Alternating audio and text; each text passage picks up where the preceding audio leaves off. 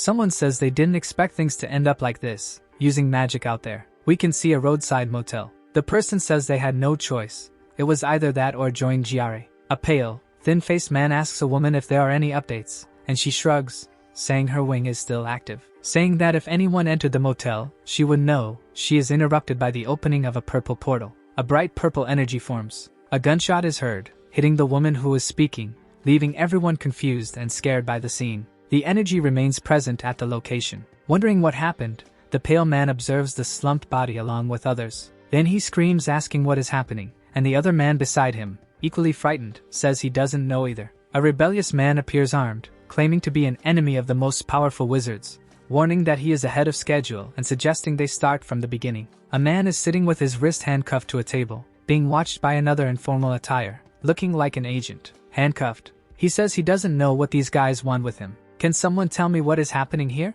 The young man asks, not understanding as the other sits in front of him. With a symbol on his wrist, he introduces himself as an agent of the Arcane Regulation Guild, saying the man is a suspect in an attack at the Shahi Fitness Center. The detained man asks if this is some kind of joke. He is told that there is no joke, but that a son of the dragon is on the loose and the man was the only conscious person at the scene. Then he tells the young man that magic is real and whether he realizes it or not, he is a wizard, leaving the man shocked, and suggests they return to the initial scenario. Callum Wells says he was at his mother's funeral, and for some reason, there was a man with a strange aura there. He also mentions that he has seen people with that otherworldly presence before, but it was invisible to everyone else except for him. Then the young man feels a pang in his head and wonders if it is just another headache. The man with the blue aura moves away, walking among the attendees, then thinks he has seen a few cases, but as he enters his neighborhood gym, he remembers that it wasn't rare enough to dismiss as mere imagination. He realizes that the owner of this neighborhood establishment is one of those people. The guy waves at Callum Wells and says he hasn't seen him in a while. Alongside him, a dragon wrapped in a red aura makes the same gestures. Seeing the man's hand and the dragon's almost as one, he tries to ignore what he sees when both shake hands. To him, Mr. Shahi was a good person, despite the claws, and he spent a good amount of time at his gym. Placing its paw on his shoulder, the dragon asks the boy to do him a favor. While winking, it points to a woman and says to help her because she is new at the gym. Smiling, the young man says he doesn't mind helping. Mr. Shahi was not human, but he was kind and had been trying to set him up with a girl since his wife's death, and then he approaches and greets the girl. The owner said you need some help, the young man says, thinking that he really enjoys being there. Slightly blushing, the girl replies that yes, when suddenly she starts to stutter, leaving the man confused. Marie falls to the ground while Callum Wells rushes to help and shouts her name. 3 armed men invade the gym, and the young man wonders if this is some kind of robbery. Amidst the smoke, Mr. Shahi shouts for him to get down. With his hand on his head, the young man crouches down, protecting Marie who is unconscious on the floor. The trio fires heavily at Shahi. His eyes turn completely red, emanating rays, and his mouth releases smoke. Then the dragon roars with all its might. Inhaling, he begins to form a fireball in his throat. Then, he launches a fire attack against the men. Callum Wells tries to understand what is happening amidst all the smoke. Then the young man feels a sharp pain in his head. Watching the burning scene and the son of the dragon fight, he tries to stay awake. The fire spreads and engulfs the entire place while the man is on the ground. He places his hand over his face and realizes he has fainted. Among the smoke, Marie lies on the ground, and the young man realizes the gravity of her condition. Then he lifts her onto his shoulders and begins to carry her out of that place. A cable from the gym's electrical system snaps. Falling onto Callum, he receives an electric shock. More or less, he still manages to move after that. Now the young man is surrounded by a purple aura and says he cannot let the girl go. There is fire and smoke everywhere, and he says he needs to leave the place. Then he screams, and the smoke forces him to close his eyes. Callum Wells loses strength and falls to his knees on the ground with Marie's arms still around his neck. Gathering all his strength, the young man stands up and says he needs to survive. Then the purple energy becomes more powerful. Surprised, he realizes he is now outside the gym, having teleported through some kind of portal. As he looks at his hand on the concrete of the street, he tries to understand what happened. When someone approaches him from behind and asks what he is doing, the man asks him to wait there while he snaps his fingers, and the young man realizes it is the same person as before. Then, the suited man casts a power over the burning gym. Perplexed, Callum tries to understand what was happening in front of him. The stranger adjusts his tie and sighs as if it hadn't taken any effort at all. Now, he turns to the young man who is getting up. "What are you?" the figure asks, and our boy ignores him, posing another question. What madness was happening there? Then the other one becomes more serious, noticing something. The suited man touches his ear and warns about a fire at the Shahi gym, with a witness and a victim on site, while Callum insists on understanding. With a symbol on his wrist visible and now addressing the young man, the man asks what his classification is. Confused, the young man asks what he is talking about. Then he says he won't say anything until it is explained what is happening there, to the frustration of the man. The man in blue then quickly handcuffs the young man, shocking Callum Wells. At that moment, he realizes that his headache has magically disappeared. Then the suited man pulls the young man, who screams and questions what he was doing. At GRA, two men observe the hologram of the detainee. One warns the other that he might lose his head for using a magic blocker the way he did. The man with glasses shows surprise that the detainee is still conscious. "I barely noticed, and it seems to be doing him good," replies the stranger. As he observes the image of the young man in the hologram, the colleague asks if he is sure that he is not a mundane. Then he reflects on what happened, saying that the system should have knocked out any mundane in the area, and that the young man not only stayed awake but used some kind of magic to evacuate the other victim. The suited man with glasses finds it strange that a 30-year-old magic user is still unregistered, and the other says he only brought him in, without solving the mystery. Later, in the interrogation room, the same man with glasses says that Callum Wells is no longer a suspect and that they can move on to the next subject. "We need to register him and test him to know his type of magic and understand how you are," he said. Intrigued, the young man does not understand and asks what he is talking about. "Every mage serves the Arcane Regulation Guild," he says, showing images of mages with various colors of auras. "Usually, one starts younger, but Callum started late. But I have a job as an architect, I have clients," the boy explains. "When you finish your service you will have the skills for a better job," the young man tells him. Realizing he doesn't have much choice, the prisoner questions whether he can just not worry about that. "Deserters are hunted by the guild," says the man with a serious expression, "and then executed," he completes as flames dominate. Our young man widens his eyes, visibly haunted by that as he hears. "We cannot have criminals causing problems now. Mandatory training and a selection," Callum questions as he stands in front of some people. "This is a tyranny I didn't even know existed," he thought, feeling anger rise and sweat trickle down, as if his body was responding to the weight of it. "And now they are claiming control over me," he thinks as he faces the group watching him. "The guild wants everyone to serve them or die, but I won't let that happen," he thinks with a clenched fist, displaying a bracelet. The suited man with glasses asks if the other is ready for the test. Confused, he furrows his brow and asks what exactly that means. "This protected chamber will saturate you with mana," Callum hears and observes glowing and unknown writings on the ceiling above. "The result will show the type of magic while the ceiling of the box releases blue magic." Our young man asks how long it will take, as the blue energy approaches his body. "Just a few seconds more or less," says the man unfazed. Shocked by the response, the protagonist says he feels nothing. In the next moment, he is struck by an overwhelming pain in his head that immediately brings him down. He screams that something is wrong and asks them to stop the test while the suited man surrounded by people says he is almost ready. Screaming in pain, he thinks he is going to die while desperately holding his head with his hand. It seems some time has passed, and upon opening his eyes, he sees the suited man with his arms crossed asking if he is back, satisfied to realize that he is. The protagonist sits up and asks if that was normal, and the other man says he suspects it is just a consequence of testing someone as old as he is. "Even so, while you were out, we moved forward and placed your mage mark," he completed. "They tattooed me while I was unconscious," he thinks as he observes the symbol marked on his wrist. Bothered by staring at his wrist, he tells himself that these people don't care at all about freedom. The other explains that being a spatial mage is rare, that he will need a tutor, and the value will count towards his service time. What a scammer, he reflects while casting a furious glance. Callum asks if there is any chance of going home and sorting things out before being taken away, as he gets up from the hospital bed. Agentson can take him. He will be his officer this week, or until he is integrated, he replies while another man disinterestedly looks at his phone. "Nice to meet you," says the protagonist, completely ignored by the agent who keeps his eyes fixed on the device. Angry after being left hanging, the man scowls. In the car heading to another location, the protagonist asks what a spatial mage does to be recruited. Space doesn't have a real attack, so the job is with transportation and will basically be a loader. Then the young man questions what the agent does. Sim replies that he is a pyromancer, so they put him on the front lines, but he also does a bit of aeromancy, and the boy doubts because he thinks the other looks like a spoiled brat. He asks what the guild fights against, and hears that some hunt rebellious mages on Earth and others on the front lines of the 6 portal worlds. He explains while fiddling with his phone.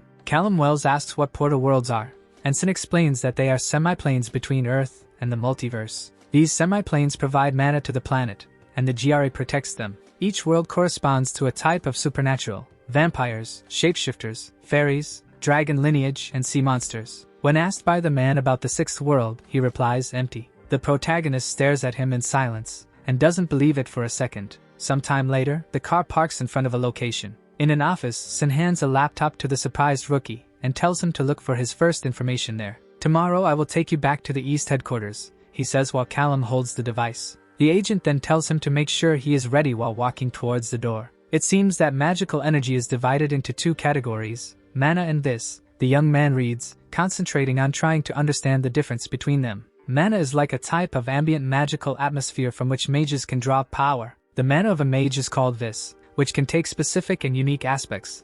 Like the spatial talent I possess, he reflects, paying attention to the information. I want to learn everything, but here there's only the basics, he thinks as he leans back in the chair. I started at a disadvantage since most mage children learn this in kindergarten. Better to start with something simpler, he says as he returns to a normal position. This should be easy, he observes the mechanical pencil on the table. Callum holds his forearm and extends his open hand towards the object, trying to channel magical energy. Focus, the man directs his energy towards the pen. A blue energy projects from his hand to the mechanical pencil, which begins to move rapidly across the table. Push, he exclaims still concentrated, and the object is thrown forcefully, accompanied by a vibrant blue trail cutting through the air. After being launched, it pierces the ceiling and gets lodged in it. It worked, thinks the protagonist, discreetly celebrating with visible pride. It's basically a brute force magic, as I'm using ambient mana instead of my innate vis. But it worked, he reflects with his hand under his chin. Being the GRE's pack mule wouldn't be so bad if it gave me an excuse to practice.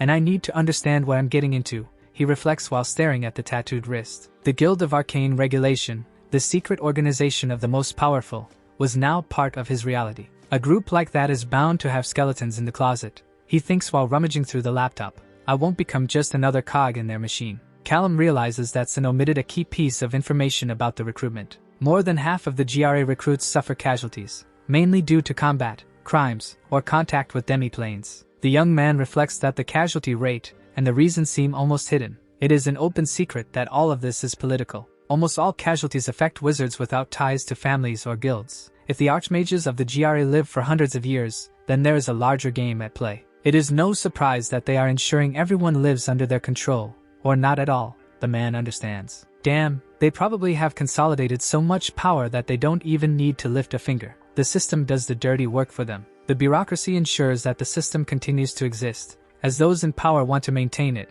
But to hell with all of that, he thinks as he closes the laptop. The GRA can keep everyone else under their thumb, ready to serve, he reflects while Sin snores heavily on the couch. But Callum Wells would rather perish than give up his freedom, he concludes as he rises from the chair. He asks himself that if they want a rebellious wizard they will have one. If I'm going to disappear, then I need to be careful about it, as he grabs a large amount of money from a safe. Any mistake could bring the entire guild down on him, he reflects, closing the zipper of a bag with the money. Then, he opens a window with the bag slung over his shoulder. Callum's sneakers make a noise as they hit the ground. Sin is awakened from his sleep by the sound. The new wizard realizes his slip and hopes he hasn't been noticed. However, the agent violently opens the door. The room is already empty, leaving the man furious. Escaping during my watch, he speaks angrily with his hand on his head, and a green aura forms around him. Then let's see how far he can run, he says as his energy intensifies. I need to get out of here, thinks the rebellious protagonist as he hurriedly walks among various people on the street. He had a few minutes head start on Agent Sin, but he had no idea how fast he could be, he thought, panting. As the agent approached, he thought about what the other had said, that he was a pyromancer and an aeromancer. Sin clenches his fist in anger, emanating green energy. In the worst-case scenario, he can fly like a superjet, says Callum as the agent levitates, surrounded by energy, also concentrated in his clenched fist. And like a green lightning bolt, he shoots toward the sky. Damn, there's no way I can escape him if that's the case, he thinks nervously. That idiot, he better have a good excuse or he just challenged the GRA as an enemy, he thinks, shooting through the air after the fugitive. As a rebellious wizard, he would now be in the sights of the strongest and most dangerous agents of the guild, Sin concludes, anger etched on his face. He reflects on the type of threat involved, aware that there are agents even more powerful than him. As he levitates above the crowd, he considers whether he should alert someone, especially Agent Theron, in case the fugitive is really trying to escape. But he recoils at the idea, furious, reminding himself that he has a reputation to protect and cannot allow them to discover his mistake. With that in mind, he accelerates alone toward the crowd, determined to resolve the situation on his own. Like a green lightning bolt, Sin easily catches up to Callum among the people. Then he notices the sudden presence of the agent beside him and freezes. "I found you," he says, looking sinisterly at the protagonist. Surprised and furious, the protagonist looks at the agent. He is shocked by the speed at which he was found, but he doesn't give up and runs to the opposite side. Sin says that Callum cannot escape him. As he runs, the man hears the cutting voice saying that he is just a weakling who slipped through the cracks. People notice the commotion in the air, confused, thinking it's just the weather changing. The rebel realizes that people do not see him. During the chase, he passes just inches from people, but none of them notice him, blind to his magic. Callum thought the crowd would limit Sin's magic, but soon realized he would need to escape another way. He observes his reflection in a shop window. Then the protagonist notices a coat displayed in the store and thinks of a plan. Levitating and emanating power, Sin wonders where that idiot could have gone. And again he spots the fugitive. "Got him," he asserts, extending his hand toward Callum Wells. Sin places his hand on his shoulder and asks how he could help, surprising the protagonist. Then the agent turns while the other tensely watches him. The agent then widens his eyes in surprise. On the ground, the backpack that Callum was carrying is left alone, to his astonishment. Grinding his teeth, Sin opens the bag. Inside, he sees only clothes. Callum disappears, leaving the agent alone among the crowd. "Curse rat," he exclaims, clenching his fist filled with energy. With another bag and disguised in the display coat, the young man waves for a taxi. Masked, he asks the driver to take him to the Wesley Farms. Lowering the fabric that covers his face, he adds for him to take the back roads. Easy to track, commercial planes won't do, so he strikes a deal with an agricultural pilot. Inside the small aircraft, he knew it wouldn't be quick, but by dawn he would be in the middle of nowhere. Saying goodbye to the pilot, he knew the new clothes helped, but they wouldn't hide him for long. In front of the mirror and with a box of dye, he knew he needed to change his appearance to avoid being recognized. And then he starts cutting his brown hair. Strands of hair fall onto the bathroom sink. He stares at himself in the mirror after the makeover, and says he will go with black after all. Then comes the paperwork. Wizards need mundane documents, and a magical pawn shop can probably handle that. He opens the door. The attendant is a green being with large lower teeth and pointed ears. He asks how he can help. Callum tells the apron-wearing being that he needs a mundane identity. 2,000, the orc says bluntly. Holding out cash along with the notebook, the man closes the deal. The rebel observes his new identification document with his new name, Chase Hall. "This will work," he says, smiling at the Shrek. "I stayed off the GRA radar for 30 years, and I will do it again if it's the price of my freedom," he reflects as he walks alone. In the room, the bespectacled agent asks how Callum escaped without triggering the barriers, while the man in the hat stares at the door. Sin tries to justify himself, saying he only sealed the doors since they would be there for one night, and didn't imagine he would jump out the window. The hat-wearing agent says he doesn't detect any magical residue, and it just seems like a simple escape, which leaves the bespectacled man furious. With his hand on his head in frustration, he says that Archmage Duval will not accept that, as she was set to start training him the next day. Looking at them, the man in the hat comments that if the boy knew this, he wouldn't blame him for running away. Irritated, the bespectacled man says he is glad John has a sense of humor about the matter, and that he certainly won't mind being the one to inform Duval. John pointed to himself, his face revealing nervousness, and asked if it would be him. A furious voice echoes from outside a mansion, incredulous at what she heard. He tries to warn that everyone is looking for him, while the furious Archmage tightens her grip on his neck with magic. Trying to bring his hands to his neck, he exclaims that even vampires and shapeshifters have been alerted, but she knows their nature. Furious, she stared at him, curious about what he would say. John concludes, trembling, that learning spatial magic without help is difficult, and that perhaps Callum chose to lead a normal mundane life. The Archmage repeats what she hears from the man with disdain. She exclaims that no one decides to stop using their magic, that he is not a mundane but a rebel wizard, throwing the young man to the ground. "Of course, Archmage," he says, dying on the floor, promising to continue the search. "Well then, I pray for him and for you to find him, Agent John," Duval says, approaching the man. "Or will I have to use my own resources on this matter if this Callum Wells really decided to rebel," she says. Duval concludes by saying that if that is the case, Callum Wells needs to be captured and executed once and for all. A car is parked in front of a small house in the Midwest, where two people are at the door. A blonde woman asks a sheriff if that was the man. They ask if he was there for the property, and getting out of the car, Callum questions if they are the owners. "It belongs to my daughter Jessica," the man says, pointing to the young woman who smiles and waves, while he introduces himself as Arthur Langley. "Chase Hall," the fugitive introduces himself using his new name. Arthur Langley stares at him for a few seconds. Then they shake hands. In the kitchen, the old man asks if he is interested in the property. The protagonist comments that the place is nice and quiet. Perhaps fixing it up could keep him busy. Jessica says he seems too young to be retired. Callum smiles and says he is not retired, just taking a break for health reasons. Sheriff Arthur Langley crosses his arms while his daughter comments that she has been trying to sell the property, but there aren't many buyers around those parts. Better for me,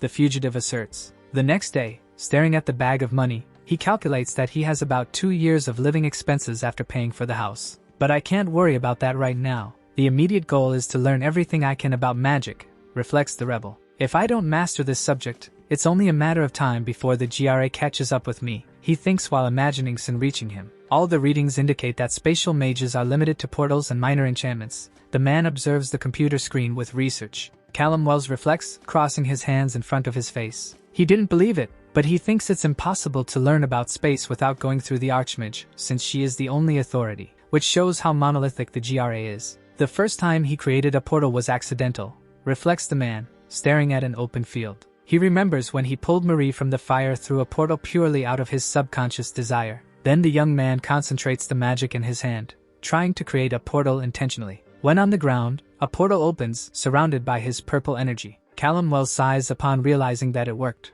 And here we go, says the protagonist. He takes a step toward the portal. Finally, the young man steps into the portal he just created. Then he emerges from the portal in another part of the field where he was. Proud, the rebel celebrates defeat while staring at his clenched fist. He understands that the distance was a bit limited, but not bad for a first attempt. With his hand on his chin, the man imagines what else he can make work. It's Monday, and Callum Wells takes his scalding shower amidst the steam. As he puts in the shampoo, he is surprised to see that it is already empty. Then a small portal opens in a compartment with other bottles. He reaches his hand through the portal and begins to feel around for the shampoo. Smiling and proud of himself, he manages to grab the item using his magic. On Wednesday, Callum tries to form a sphere of vis, commenting that it is one of the first things a young mage learns. A spatial sphere may have no offensive capability, but I would be lying if I said it isn't cool, he states with a smile. Friday arrives, and the rebel says that everything points to telekinesis being the domain of force mages, and he is not one, he asserts while holding a purple sphere in his hand. A stone with yellow energy represents telekinesis, and another with spiral purple energy represents gravikinesis, the protagonist explains, countering by making the object weightless. Then, with the sphere in his open hand, he makes small stones levitate, believing it to be an unusual method. But without formal education, that method has to be enough for him, he concludes, launching them along with the energy. The attack is fired at a tree. On Sunday morning, we see the protagonist sitting and meditating outdoors. Trying to feel the mana around him, the rebel concentrates, and with his eyes closed, he breathes, feeling the energy. I can see things with my eyes closed, he realizes while visualizing the house. Seeing the curtains inside the house, he notices that he can even see through things if he pushes himself. Reflecting on the range still being limited, Callum sees Jessica walking through the house. He gets startled, his eyes widening. Mr. Hall, Jessica calls, looking for the young man. Waving to the woman, he smiles and asks what brings her there. Then she says that the kids are going back to school, and some might show up in his yard, even though they were told not to. The protagonist laughs and says it's all right and that he hasn't even started cleaning the parts of the yard that are overgrown with weeds. Don't worry about that. The kids in the area do well outdoors, he says with a smile. Jessica mentions that she was in the area and decided to stop by, bidding farewell with a warning for the young man not to disappear. Then he says goodbye with an awkward wave. Callum panics and wonders if the woman saw anything. Looking around, he thinks of the hours he spent casting vis in all directions, leaving visible purple marks. I need to understand how to suppress residual magic, he thinks as he runs away. Nervous and sweating, he realizes that if anyone feels this in his yard, it will be the end of his disguise. In a large room, a woman in a lab coat shows a clipboard to a man who questions what request that is. She says that the standard exam confirmed that he had indeed never touched magic before, but detected some anomalies. Flipping through the report, the bespectacled agent asks the young woman to continue. Then she explains that she didn't notice until she replaced the mana supply.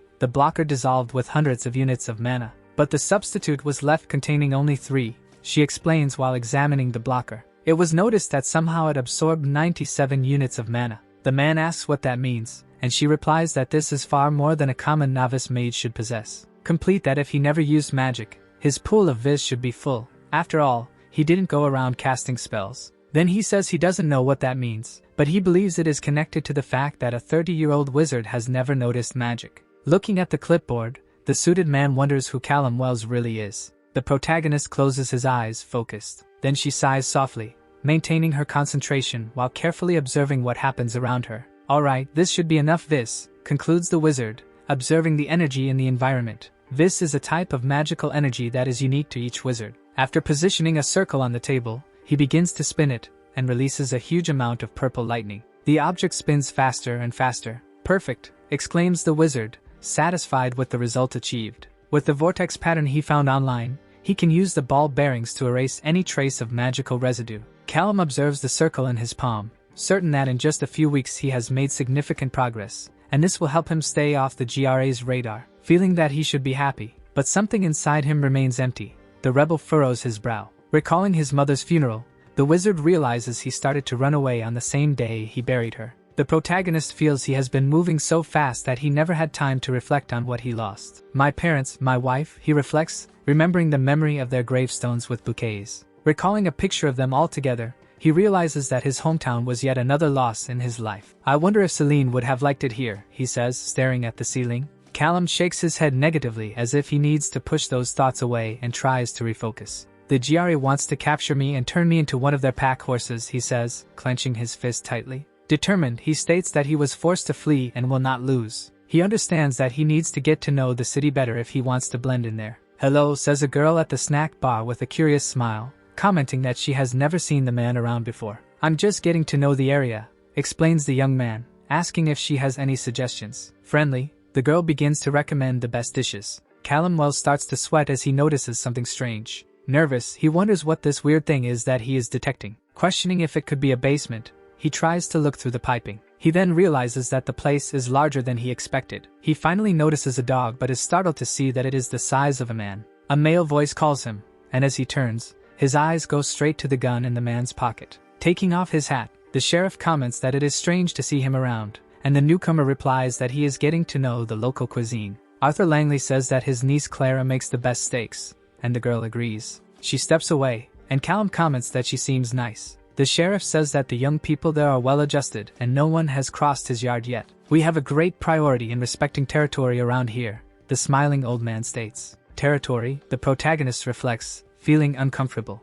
Look, I don't want to take up too much of your lunchtime, the old man asserts, placing a hand on the young man's shoulder. The old man whispers that he has seen strange faces around and asks that if he notices anything odd, the man should get in touch. Strange faces, the wizard thinks, feeling a slight tightening of nervousness in his chest. I was also a strange face before, says Callum, asking if the sheriff had mentioned him to others. Agreeing, he confesses that yes, but then he realized that he was not from the big city. Not like the people I'm talking about, the sheriff replies seriously, maintaining a firm gaze. That statement hits the rebel deeply. He wonders if Arthur could be talking about the GRA, which could be bad. Your order is ready, Mr. Hall, says Clara, holding the package order for takeout, and the young man nods. Outside, Callum wonders if they could track him through the tattooed symbol, and staring at his wrist, he decides he needs to get rid of it. It seems that the magic is confined to this small point that represents my spatial type, observes the wizard. Thinking it shouldn't hurt that much, after all, it was just a small drop of ink,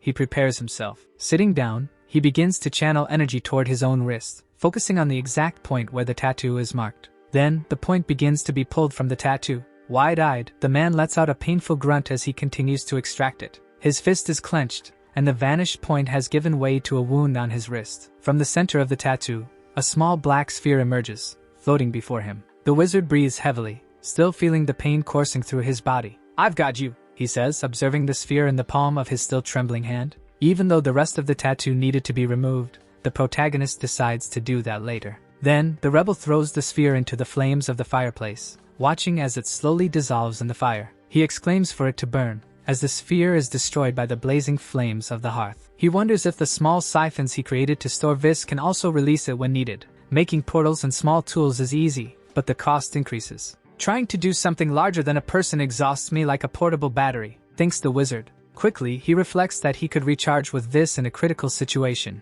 as if he needed to escape. When suddenly someone knocks on the door, startling the rebel in the midst of his thoughts. He realizes someone is there and hesitates whether to answer, feeling the tension rise as he quickly turns toward the door. The protagonist begins to sweat, the tension increasing with every thought, as he wonders if it could be the GRA. Then he uses magic to see through the door, and sees Arthur Langley accompanied by another police officer. He wonders in surprise if that is the sheriff, while the old man patiently waits beside the young man in a cap. Uncomfortably and hesitantly greeting the gentleman, he asks what brings him there that afternoon. Arthur apologizes for appearing suddenly but says he needs to ask a few questions. With his voice laden with apprehension and his gaze visibly tense, he asks if he did something wrong. Holding his hat tightly, the sheriff asks the young man exactly where he was last night, around 3 in the morning. At 3 in the morning the night before, the wizard is lying in his bed, thoughtful and raising suspicions. He recalls the entire conversation about territory he had with Langley earlier at the diner. The animalistic figure of the dogman also haunts his thoughts. This basically confirms that the Langleys are shapeshifters, he thinks, recalling the image of the elderly man greeting him. Clara, the young waitress at the diner, and the sheriff's niece, also appears in his thoughts. Jessica, his daughter, crosses his mind as he wonders what the sheriff really meant in that conversation at the diner. Did he try to scare me? He questions, recalling the man's words about seeing some strangers walking around. But he remembers that the old man seemed well-intentioned when he asked him to let him know if he saw anything unusual, which makes him hesitate in his judgments. In any case, it seems like a good time to just hide for a while. A strange noise begins at the window, like a scratching. Startled, the protagonist gets up, asking what caused that noise. Quickly, a purple energy begins to spread. Looking through the window, the young man notices a quick movement in the bushes and wonders if it could be an animal. Callum, tense with the situation, says that it is too far to identify it. The wizard, with a flashlight, decides to go outside to try to identify the animal in the night. As he illuminates the bushes, the protagonist sees nothing, only the sound of the wind rustling the leaves. He believes he might just be imagining things. A chilling breeze passes and makes Callum shiver to his core. The young man runs back to his house and slams the door, trembling and with his heart racing. Back to the present, the sheriff returns to the question of where Callum was at 3 in the morning. Then the sheriff tells the boy not to get upset, as his job is to ask these questions. The wizard replies that he was sleeping and asks back if there was any incident. Suspecting, the deputy questions if there is anything to prove that, like some kind of security system in the house. Annoyed, the protagonist asks if he will need a lawyer. The sheriff looks embarrassed and says that Callum is not being considered a suspect and that he just wanted to be able to take him off the list. Indeed, there is a security system, but just a door that records logs without cameras, says the protagonist. Callum thinks that even if there were cameras, he couldn't let them know about it since he practices his magic in the backyard. Then the deputy finally decides to reveal that there was a murder in the neighborhood. In shock, the protagonist questions the fact that such a crime occurred. The sheriff's assistant says that someone broke into Mr. Hardy's house and asks if Callum had seen anything. Stammering, the wizard says he saw nothing, and then he remembers the noise from the night before. The protagonist was very focused on the shapeshifters and the GRA. Frustrated, Callum thinks that because of this he did not consider that there was a criminal out there. Noticing the man's pale face, the sheriff asks if he remembered anything important. Finally, the wizard, even though bothered, decides to share that something woke him up last night, and he thought it was a large animal, which is all he knows. The assistant questions about the animal, while the sheriff takes notes, and thanks him for the information, as it will help with the investigation, and says he will contact him if he has any news. As they leave the house, the deputy duo asks if he bought the story that Callum told. The boy is definitely not telling everything, but he is also not the murderer, the sheriff replies. Inside the car, fastening their seatbelts, the sheriff says they know who committed the crime but did not want to believe it. Tense, Arthur Langley says that the situation is about to get very complicated from now on. Shouting, the sheriff exclaims that the man has no right to commit crimes in his town,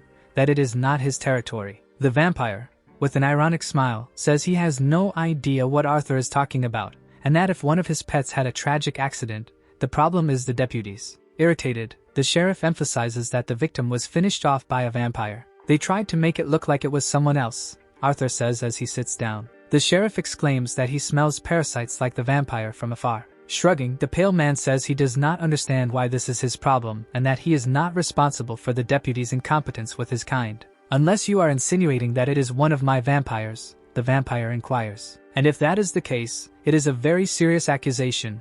The vampire narrows his eyes trying to intimidate the sheriff. Not at all intimidated, Mr. Arthur says that there were no vampires until that man arrived and that he knows it was one of them and will make sure to catch him. With a laugh, the vampire taunts the sheriff saying he wants to see him try to do that. The deputy then grits his teeth in anger at the pale man's audacity. Again with a provocative air, the vampire says that if Winnett's pack wants to challenge them, he will accept, and the sheriff gets irritated and makes abrupt movements towards the man. As he tries to confront and insult the pale man, he asks the sheriff to be careful. The vampire stares at Arthur with a threatening look, who stares back, noticing that he is being intimidated. Then the sheriff turns and shouts for the deputy to get that pale man out of his sight. At home with his daughter, Arthur Langley says that the vampires killed one of the humans in town, and that they will continue since they do not have enough to face them. Frustrated, the sheriff recounts that he couldn't even talk to the leader, who is just another inferior vampire. Clenching his fists in anger, the deputy says he wishes he could take those creatures back to where they came from.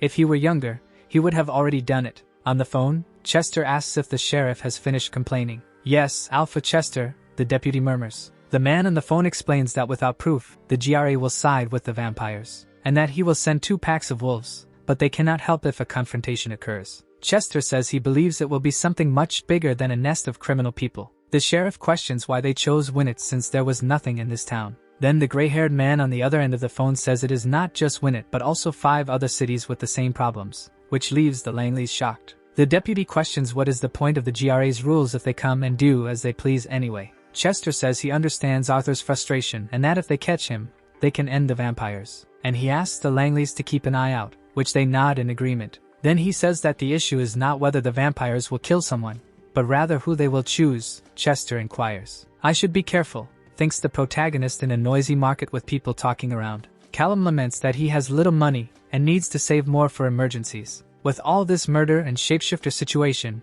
the wizard feels restless. He looks around uncomfortably and thinks it would be better for him to just leave Winnet completely. Upon returning home, he remembers how much money he invested in it, and that leaving everything would be the worst possible scenario. The wizard hoped to generate some income by enchanting items and selling them later. Inside his house, browsing the internet, the protagonist complains that they have placed heavy restrictions on those who want to use magic forums. He does not have an account registered on the site. The enchanted sphere loses its power after a few hours. Callum bangs on his notebook because he cannot create an account since he wants to stay hidden. The protagonist puts his hands on his head, very frustrated with the current situation. He thinks it would be good to reinforce his house with some shields or something similar, casting a spell to create a wall with purple lightning. The wizard had an idea for a gravity wall that could deflect bullets. While performing his magic, he still hasn't figured out a way to sustain the wall for more than a minute. With some resources, he might discover a way. But any advanced application of spatial magic is protected by Archmage Duval,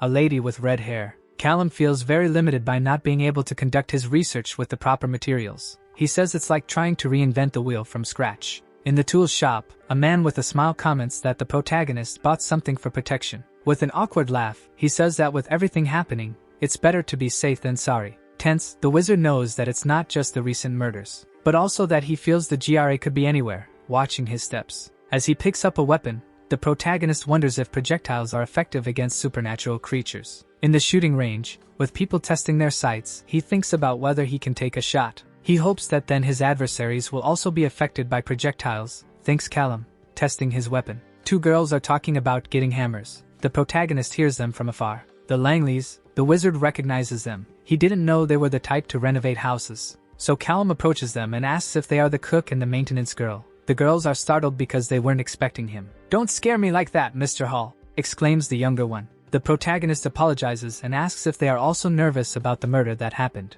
Jessica then laments about Joan, saying she went to the same church as the Langleys. Callum then questions about Joan. He was talking about James Hardy. The girl whispers in the protagonist's ear that there was a second murder last night, the one named Joan, and asks if he didn't already know. In shock, he says he was busy all morning. He wonders if it's some kind of serial killer. The Langleys comment that they were thinking of closing the coffee for a while until this whole situation blows over. Callum laments the situation and offers help if he can do anything. They thank the protagonist. With a smile on his face, he says they can just call him Chase. Upon leaving the shop, the wizard carries his purchased weapon in a bag and, with quick steps, feels nervous and thinks about how terrible the situation is. He takes the weapon out of the bag, thinking about the situation. Murder is one thing, but a serial killer who can escape from shapeshifters is bizarre. The Langleys like their little town and probably don't want the GRA sticking their nose in there. But with so many people kicking the bucket, they might not have another option. Callum stares at his board full of information and thinks he needs to prepare. Both murders happen near his house,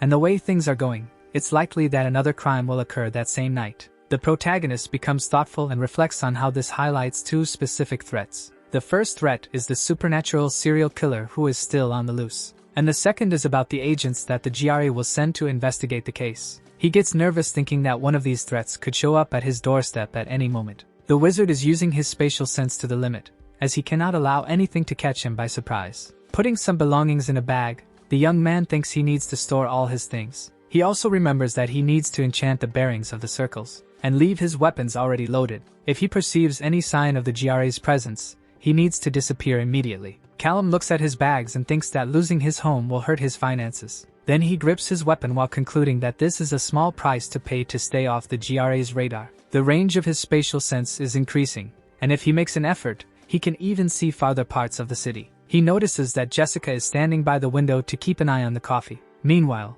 Clara is wearing a hooded jacket and walks toward the shop. The sheriff is sitting there in the department. Our wizard lets out a tired sigh, knowing that this night is going to be very long. Overcome by sleep, his eyes begin to weigh as if they are about to close. By morning, a car quickly arrives in front of the house. Callum wakes up with a start, worried and irritated for having fallen asleep. Then he realizes that Jessica is running in, asking about Mr. Hall. The protagonist finds it strange that she is there in such a way and imagines that something must have happened, thinking that it is all his fault. He asks what is going on, reflecting on how he should have been more careful with his use of mana. The girl grabs him by the shirt and seems desperate as she screams that she really needs his help. Her hands tremble and Callum questions what is happening. Jessica explains that it is about Clara. The other woman has been taken, and she is terrified while several menacing-looking men are around her, smiling maliciously. Callum questions who took the girl. The blonde says it was the vampires, who at night watched the woman in a hood in the middle of the empty street with their glowing red eyes. They call her the sheriff's little pup. Then her blonde hair flies as she puts her arms in front of her face to protect herself from a strong wind that hits her.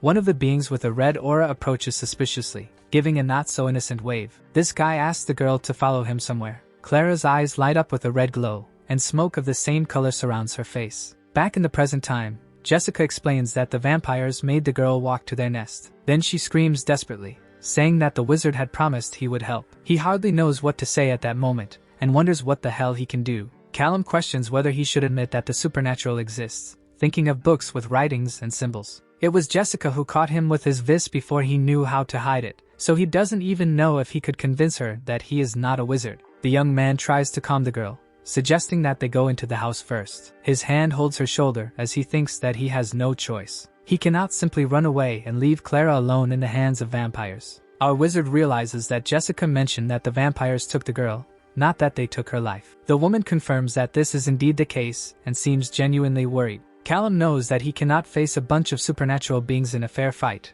especially at the level he is at. Then the blonde grabs him again and tries to convince him to help. The protagonist becomes serious and says his name before continuing. He holds her hand in a comforting manner and promises that he will do everything possible to help. The young man grabs his weapon and says he needs more information. Then he swallows hard, hoping he is not making a mistake. A car passes by the motel on the road. Callum is at the wheel and notices that a strange feeling takes over the environment again. Looking at the motel, he knows it is something supernatural, and he observes a woman smoking a cigarette outside, thinking that this is interesting. At that moment, the car arrives at the parking lot of the place. Jessica tells the wizard that her family can help him. He looks around and seems worried. Then he is shocked by something he sees in front of him. The protagonist realizes that everyone in that place is a shapeshifter, seeing various different creatures. That is when the sheriff grabs the blonde by the shoulders desperately and asks what the hell she is doing. He says they should not involve the GRA in this, and Callum realizes that the sharp-toothed, pointy-eared being is indeed the sheriff. The wizard is surprised to see that the man thinks he is part of the GRA.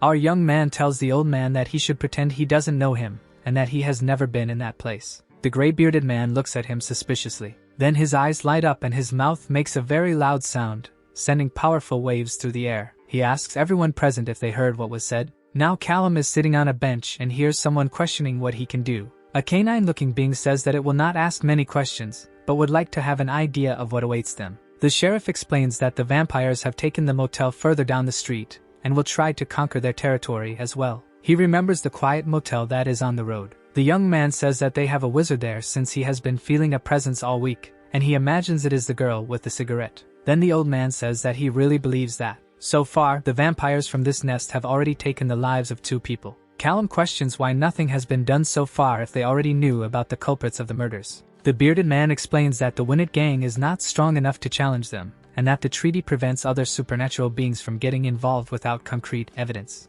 According to him, shapeshifter groups are vulnerable because they take the blame for any little thing, and he finds it absurd that the guild is responsible for peace and does nothing. The protagonist is surprised to hear about the treaty. Vampires are taking lives, but nothing can be done just because of the ridiculous GRA rules. Our young man looks down and becomes thoughtful. He reflects on how Clara is there at the motel with the vampires, and he uses his spatial sense, knowing that his mana will be able to reach her. Then he finally manages to find the girl's presence. The vampires have the audacity to say that she is there of her own free will, but the sheriff shouts that this is nothing but an absurd lie. Callum asks what will happen when they manage to bring the girl back. The old man says that when they have the girl, they can contact Alpha Chester to send the rest of the wolf pack. With reinforcements, they will be strong enough to challenge the bloodsuckers and drive those bastards out of Winnet. The protagonist questions how to permanently eliminate a vampire. Weapons made with Mordite mineral cut off the regeneration ability of the mosquitoes, but the sheriff explains that they don't have any at the moment. However, a good old stab to the heart or brain will also do the trick. Our young man asks if firearms could also work for this purpose. These parasites are very fast bastards. Hitting a precise shot in the right place would be a great challenge. Callum thinks this is not going to be easy at all. The old man seems surprised to hear the mage say he will figure it out. Jessica questions whether he can really do anything. Holding his weapon with a determined expression, the protagonist asserts that he will bring Clara back home. But for that, he will need a few things. A few moments later, Callum asks if the place he is in is a cell, and the sheriff explains that it was the only soundproof room there, and says that the pillows are ready. The bearded man says he doesn't know what the guy is up to, but that time is essential and he can't take long. Our spatial mage assures that he will finish everything he needs to do in just 10 minutes. But the wolfman leaves the room saying he will only give 5 minutes. The protagonist looks back for a moment, and then becomes nervous thinking about where he has gotten himself into. If he fails, it won't just be the GRA on his tail, but he will also anger the vampires and disappoint the shapeshifters. Callum has no idea what that mage is capable of, but the mage saw Clara, who is chained up and completely alone, so he can't just stand there doing nothing. Now we can see that same motel again, still during the day. One of the vampires comments that the shapeshifters are too quiet, and that he thought they would have done something by now. The mosquito asks the mage if there is any news, to which she replies that her wing is still active. The woman smokes her cigarette while saying that if anyone enters the motel, she will know. But a portal begins to open right there, and suddenly her head is hit by something that causes great damage. The vampires are shocked and question what the hell is happening there. They imagine it must be the shapeshifters, but have no idea how they could have done this. Meanwhile, Callum is covered by his purple aura holding his weapon and thinks that one is down. Some time ago, the protagonist was thinking about how there must be a way to use portals, teleportation, and mana sense that the GRA still doesn't know about. They say the special magic is not offensive, but that can't be true. The young man needs to be able to defend himself somehow. The mage was trying to think of a way to use the portals along with other weapons. One example of this would be to throw a knife in front of him and make it fly several meters away. Callum holds a pencil and imagines an even better option. That option would be a firearm. Back to the present time, the protagonist holds his weapon near the portal and decides that the next targets will be the vampires. One of the bloodsuckers shouts for the others to be warned about the supposed invasion. But then he is also hit squarely, leaving his friend scared. He tries to call for help, but is also struck before he can finish the sentence. Callum notices that he now only has a few seconds before the other vampires appear, so he needs to teleport Clara out of there. It's difficult to do something like this from a distance, but his spatial awareness makes it possible. He is careful but realizes that it's complicated to fix his energy, since the girl doesn't have much visibility, and it still feels a bit slippery. Then he finally manages to open a portal right behind the girl, who is now enveloped by the wizard's purple energy. At that moment, Clara passes through the portal and arrives in the soundproof room. The young man runs out almost immediately. Callum feels relieved that his plan worked since he has no experience with long-distance teleportation, especially when it comes to human beings. Another vampire appears in the motel room, questioning what the hell is happening in this place. He doesn't notice the small portal behind him. Then another shot echoes through the area, and the parasite notices the bodies lying on the ground. The protagonist can already feel fatigue taking over, but he can't stop now. Other vampires come running into that same room. One of them shouts that they are being attacked and orders them to investigate the area to find the culprit. These big mosquitoes try to understand the situation, and our wizard thinks that as long as they are confused, his speed doesn't matter. Callum is even breathing heavily, but he doesn't want anyone to leave there alive. He hits another shot, and he will continue even if it uses all his mana. Another target is hit squarely. A guy is sitting on the floor in panic at seeing the others fallen around him, and then he curses upon noticing the portal right next to his head. Ketchup splatters everywhere. Outside the cell, the sheriff counts the seconds while Jessica hopes for the best. And suddenly, the two hear a strange sound. The woman opens the door worriedly, shouting Chase's name. The protagonist says that the job is done and that Clara is already safe. Jessica asks the girl if she is okay, but she is confused and only questions what is happening. The old man says that the rescue took only 45 seconds and tries to understand how this is possible, then wants to know what happened to the vampires. Callum tells him that they were all taken care of. Thinking that he let the motel be engulfed in flames, he says they will need to send the firefighters to the location. At this, the sheriff asks if he is talking about the motel and finds it strange because he doesn't feel any kind of magic emanating from the young man. He is about to ask something, and the circle on the protagonist's necklace glows with purple energy. Our wizard warns the old man that they need to act quickly before the whole neighborhood catches fire. Callum gained a lot by taking care of the vampires, and he thinks he needs to get home soon to sort everything out. At that moment, someone stops him from getting into the car by calling his name. Jessica waits to talk to the protagonist. He asks if the woman shouldn't be with Clara, but she says she just wanted to thank him. Our young man is about to say that it's no problem, but he is interrupted. The blonde gives Callum a kiss on the cheek, which leaves him a bit surprised. The wizard turns all red with embarrassment. Poor guy. Jessica says she needs to go back now because Clara needs help. The protagonist is still a bit shy and even stutters when he says that everything is fine. Now the wolves are gathered, and the sheriff informs Alpha Chester that the problem with the vampires has been resolved, so the man asks what he did. The old man assures him that he did absolutely nothing, and that no member of the group was involved in this. Then the Alpha, through the phone, asks Arthur to explain better what happened. The sheriff says that a man offered help and asked them not to ask questions, and confesses that they might not even know his real name. Chester questions whether it was a shapeshifter or a wizard, to which the other comments that he saw a wizard tattoo but didn't notice any signs of magic. The braided Alpha falls silent upon hearing that the guy might be a fae, but he also didn't seem to fit that type. They comment on how the other vampires will not like this at all, and at that moment a figure stands in front of the burning motel. The man with sharp teeth really doesn't seem happy, and the guy on the phone comments that if no one knows anything, then there's nothing to be done. Observing Jessica and Clara reunited, the sheriff tells the Alpha that they owe one to the mysterious guy, and Chester asks who this person is that they owe so much. Then he tells Arthur to keep an eye on him, while the protagonist drives his car with a calm expression, and adds that you can't trust wizards. Callum takes such a hot shower that it even releases steam. He thinks he has been in the shower for at least half an hour, but he wonders why he still feels so dirty. The young man remembers how one of the vampires was scared in the motel. Then he understands the reason for feeling this way, and it's because he ended so many lives that day.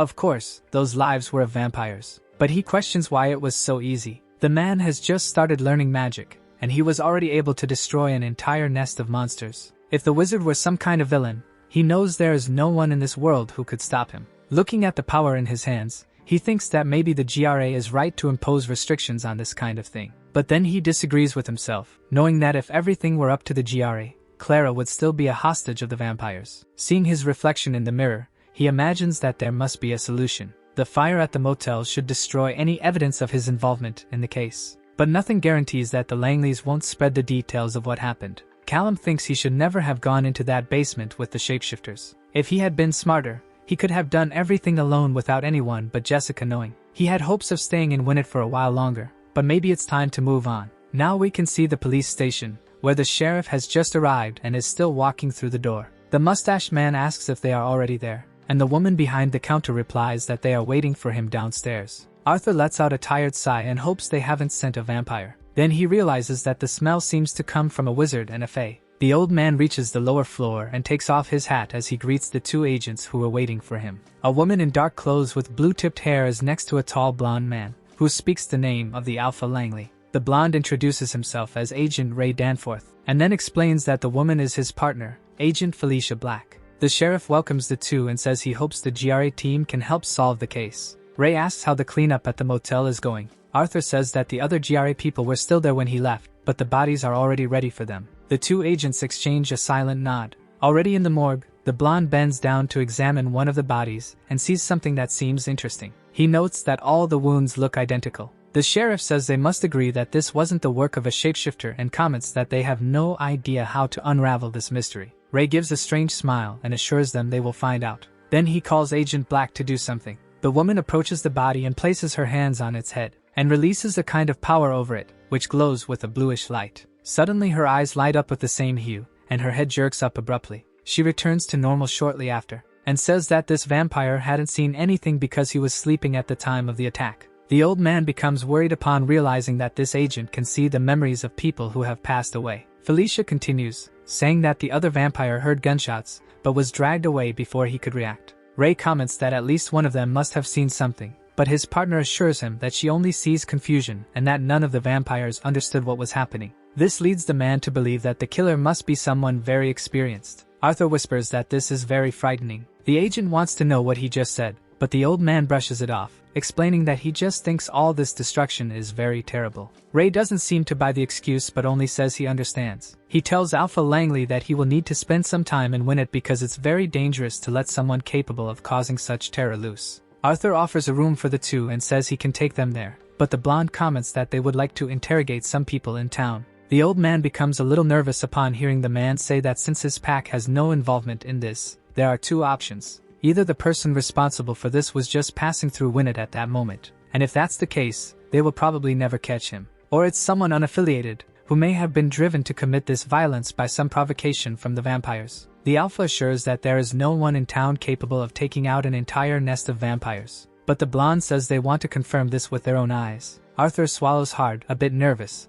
but says that everything is fine. In another location, Callum is facing a suitcase and says that this is all he managed to get from the vampire nest. Inside this suitcase are weapons, money, and some computer drives. The weapons look quite normal, nothing too special, but the ammunition is another story. The bullets are made of silverite, mordite, and corite minerals, and the forums explain that these materials are used against shapeshifters, vampires, and fae. The protagonist believes that these materials will be very useful. He then notices something inside the suitcase and wonders what it is, and he sees that it is a ceramic plate marked with magical symbols. The young man imagines that this belonged to that sorceress and thinks he will need to research the plate later. Opening the suitcase once again, Callum knows he saved the best for last. 100,000 in cash, and who knows how much more in gold bars. The investment the wizard made in the house limited his options, so he needs to set aside most of this money for an emergency fund. But in the worst case scenario, this amount should be enough to ensure his survival elsewhere,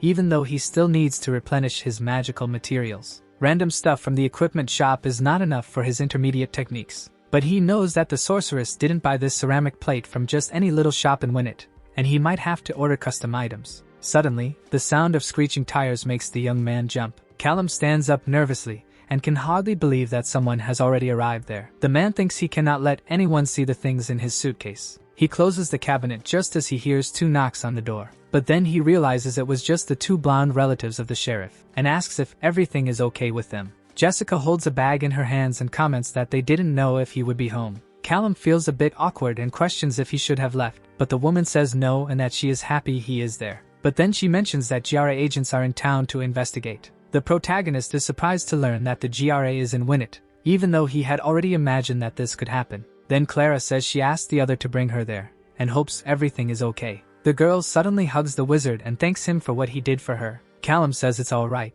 but reminds the girl that for all intents and purposes, he did nothing and was never there. Jessica assures them that they understand, but they cannot simply forget everything that happened. The girls thought he wouldn't go to the coffee for a while, so they brought a snack. At that moment, the protagonist's stomach lets out a growl so loud that a motorcycle without a muffler would be envious. It seems that our wizard was indeed getting that lion's hunger. A few moments later, the young man asks them to tell him more about these GRA agents, and Jessica explains that her father encountered them in the morning. It seems that one of them is capable of talking to the dead, but couldn't get any relevant information. Callum thinks he will need to stay alert about this, but fortunately, none of the vampires understood what was happening. Clara comments that they have already searched the motel for an entire day, but she thinks they won't find anything since everything was destroyed in the fire. The protagonist thanks them for the heads up. Then Jessica tells him that Alpha Chester is afraid that the wizard's help might come with some kind of cost that they cannot handle. Our young man is just confused upon hearing the name of this Alpha while chewing his food.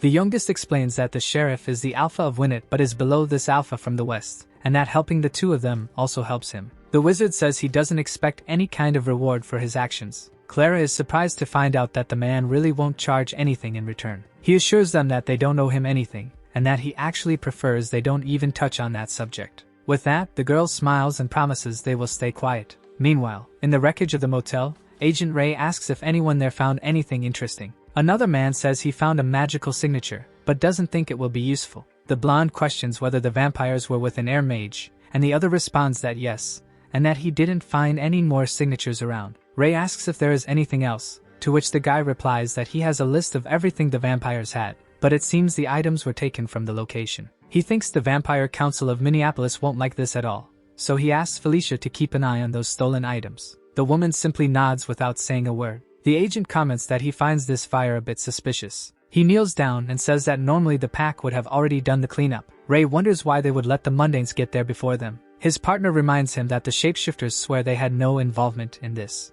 The blonde believes that everyone is hiding something, and the shapeshifters are playing dumb, but he didn't buy that story. Felicia suggests that the man play the gossip and listen to their conversations, since the guy can hear anything from a kilometer away. Ray activates his power by releasing a green energy, and assures that he can indeed hear a lot, but nothing relevant to the case. In fact, the gossip about what happened is very scarce. The woman exhales smoke from her mouth as she says she could force some of them to talk, but the blonde wants to keep things friendly for now, as he doesn't want Alpha Langley to sink his teeth into his throat. For now, he wants to finish these interviews quickly, and his partner asks who the next person to be interviewed is. Looking at his phone, Ray replies that the next is a 30-year-old man named Chase Hall. Sometime later, the shadows of the two agents can be seen over a house as they knock on the door. Callum opens the door casually and asks if the person forgot something. But the two GRA members greet him, and Felicia has gills and scales like an aquatic being. The protagonist questions how he can help these people. It is then that the two identify themselves as Ray Danforth and Felicia Black,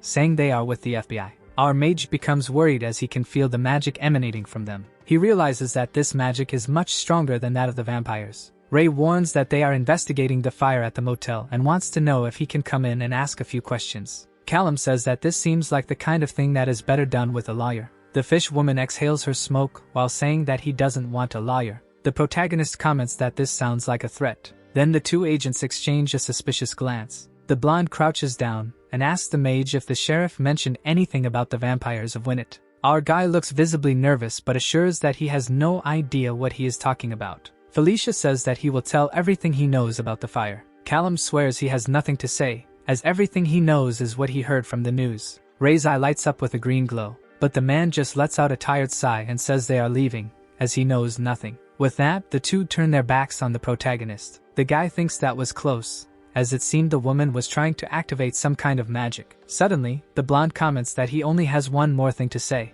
and finally warns him not to leave the city. That's because now the mage is officially a person of interest in this case. Despite this, some time passes and the mage thinks he needs to leave immediately. He doesn't know what kind of magic he managed to avoid from that agent, but he knows it only made him seem even more suspicious. It's only a matter of time before more GRA agents show up. The guy closes his eyes and mentally apologizes to Jessica. Remembering her and Clara, the man would like to stay and win it longer, but his survival is more important. His car accelerates down the road as he thinks that at some point they will notice he is gone. The GRA will certainly request his arrest, but as long as he stays on the back roads and keeps his spatial awareness active, he will be fine. It is then that Callum notices a red pickup truck beside him. On the vehicle's window, there is a sign announcing that it is for sale. The protagonist thinks this is the perfect opportunity and starts to maneuver. He steps on some new ground. A bald man greets him and asks how he can help. The wizard thinks this is just as he suspected. That bald man must be a shapeshifter and has the same magical signature as the Langleys. Callum says he needs a new identity and heard that he could help with that. The shapeshifter finds this a bit suspicious and questions if he knows the young man. But the protagonist simply places a gold bar on the counter and comments that he would also like to buy the pickup truck. Looking at the large piece of solid gold, the guy says he will see what he can do. 10 minutes later, he appears with a document and the key to the pickup, saying that should be enough for mundane and supernatural matters. Our wizard stares at his new identity, with the name Denver Brown. Since he is a teacher, the protagonist thinks he could use some fake glasses. Then the bald man asks if he can do anything else, and Callum says he is looking for magic books for an apprentice. The shapeshifter says he can try to find some at Pearson, but believes there isn't much of that kind there. Our young man thinks this is somewhat obvious, since the GRA monopolizes that kind of information. Getting into his new pickup, he knows he will need to stop by there the next day, as it is getting quite late. The wizard wonders if the Langleys already know he has left, and feels bad for having to flee this way. He remembers the sheriff, Jessica, and Clara, and how they were all very nice. He then decides that he needs to talk to them somehow. A few hours later, the The shape-shifting bald man is organizing cans on shelves and wonders how many there should be in total. While counting all the cans, a portal opens in the wall beside him. A voice comes from this portal and asks for permission, which startles the man. This voice asks him to pass a message to the Alpha, and the poor guy asks who is speaking, but only hears the message that Clara's friend is safe. Alpha Chester received the message and tries to confirm if that is indeed the case, and the man says that is exactly what he heard. He warns them not to look for the wizard because he is a danger, and the guy says he understands. Chester talks to two wolves about this so-called friend, and questions if they have found him before. One of them says they were with Alpha Langley when the mysterious man arrived at the location. The Alpha asks if he would be able to recognize his scent, to which the wolf assures him he can. Then the elder with braids tells the wolves Roy and John that they need to find this friend at all costs. The two promise they will do that immediately. Meanwhile, Felicia is in the car with Ray and questions if the weirdo Chase is the only lead they have. The woman thinks it is impossible for him to be mundane since he is immune to her power. But the blonde says that just because he is mundane doesn't mean he isn't protected, and he might not even know it. However, the agent remembers that Chase is the most suspicious person they interviewed, and still lives near one of the mundanes who were taken by the vampires. She imagines that perhaps the vampires tried to grab him first but found his protector. Ray seems frustrated because they don't have any other leads besides this one. The two return to the house of the man named Hall and call out his name while knocking on the door. Felicia realizes that no one is home, and her partner decides to do something quick. The man releases a green energy in a spiral shape that flows from his fingers and fills the environment. They are surprised to notice that the place is completely empty. Ray comments that the place is too empty, as if no one had ever lived there. The green energy floats around the different corners of the house, and shows that there is nothing in the back either. But suddenly the blonde notices something. His power finds one of the circles under a piece of furniture, and brings the object to his feet, leaving the agent intrigued. As he picks up the circle in his hands, Felicia asks what he found. Ray explains that he isn't sure, but it looks like a type of enchantment, only it is on a piece of human metal, so the traces of magic are quite weak. The woman says that if Chase isn't a wizard, he at least knows one. Whatever happened in this place, the blonde believes that Mr. Hall won't be coming back here. Felicia says she will ask them to search and inspect the mysterious man's car. The agent examines the circle, seeming interested. Then he comments that they need to see what Alpha Langley will say about these new developments in the case. Birds sing on a sunny day in a parking lot. Callum opens his eyes upon waking. He realizes it is already afternoon, and thinks this is the first time he has slept so much in a while. All this stress is even affecting his body, but the protagonist knows that every second that passes is another opportunity for Gra to get closer to him. The wizard hopes that the bald shapeshifter did not lie about the bookstore. Our young man needs to find some research materials if he wants to stay ahead of his enemies. He looks at a small building across the street. As he approaches the bookstore, he thinks that this place seems very old, and he believes that powerful wizards do not feel much need to be modern. Callum opens the door and notices that the place smells of dust. It seems that only regular books are on the front shelves, but the protagonist notices a faint magical signature and wonders if he might be in a secret section. An elderly man holds an open book and emanates a kind of yellowish energy, so a wizard approaches and asks how things are going there. The old man does not seem very happy with the interaction and merely grunts, irritated. Then the young man realizes that he is not much of a talker. Frustrated, Callum finds only common fiction books in the place, and really bad fiction, he thinks upon seeing a very tacky cover. He imagines that wizards are not that different after all, and then he is shocked to discover that the price of the bad book is 200 reis. The protagonist does not understand why even low-quality romances have such a high price. Suddenly he finds a gray book with suspicious symbols. The title is Arcane Defenses, a dissertation on shields. Our young man believes he can spend a little more on this book. He flips through the pages filled with texts and magical symbols. Then the grumpy old man says he needs to buy it if he wants to read, since this place is not a library. Callum finds it very funny that only now does the bald man open his mouth to say something. The protagonist takes the opportunity to ask if they have any books recommended for a beginner wizard, the kind who is about to start his studies. At this, the old man comments that he is too old to be a beginner, but the man says it wouldn't be for him since he is a teacher. The grumpy man snaps his fingers and releases his energy through his hand while still holding his book. 3 books appear above his head, and Callum believes this is the power of levitation, quite different from his poor version. He is impressed with the old man's ability to do all this without much effort. The titles are his first focus, the Encyclopedia of Magical Houses of Mosey, and the first edition of Portal Worlds. His hands hold the books while the bald man warns that this is all he has there. Then he asks if the man wants anything else, to which he replies that he will just take these 4 books. The total comes to just over 1,000 reis. Our wizard hands over his wad of cash. and the old man starts fiddling with his cash register. But he stops and goes back to reading his book,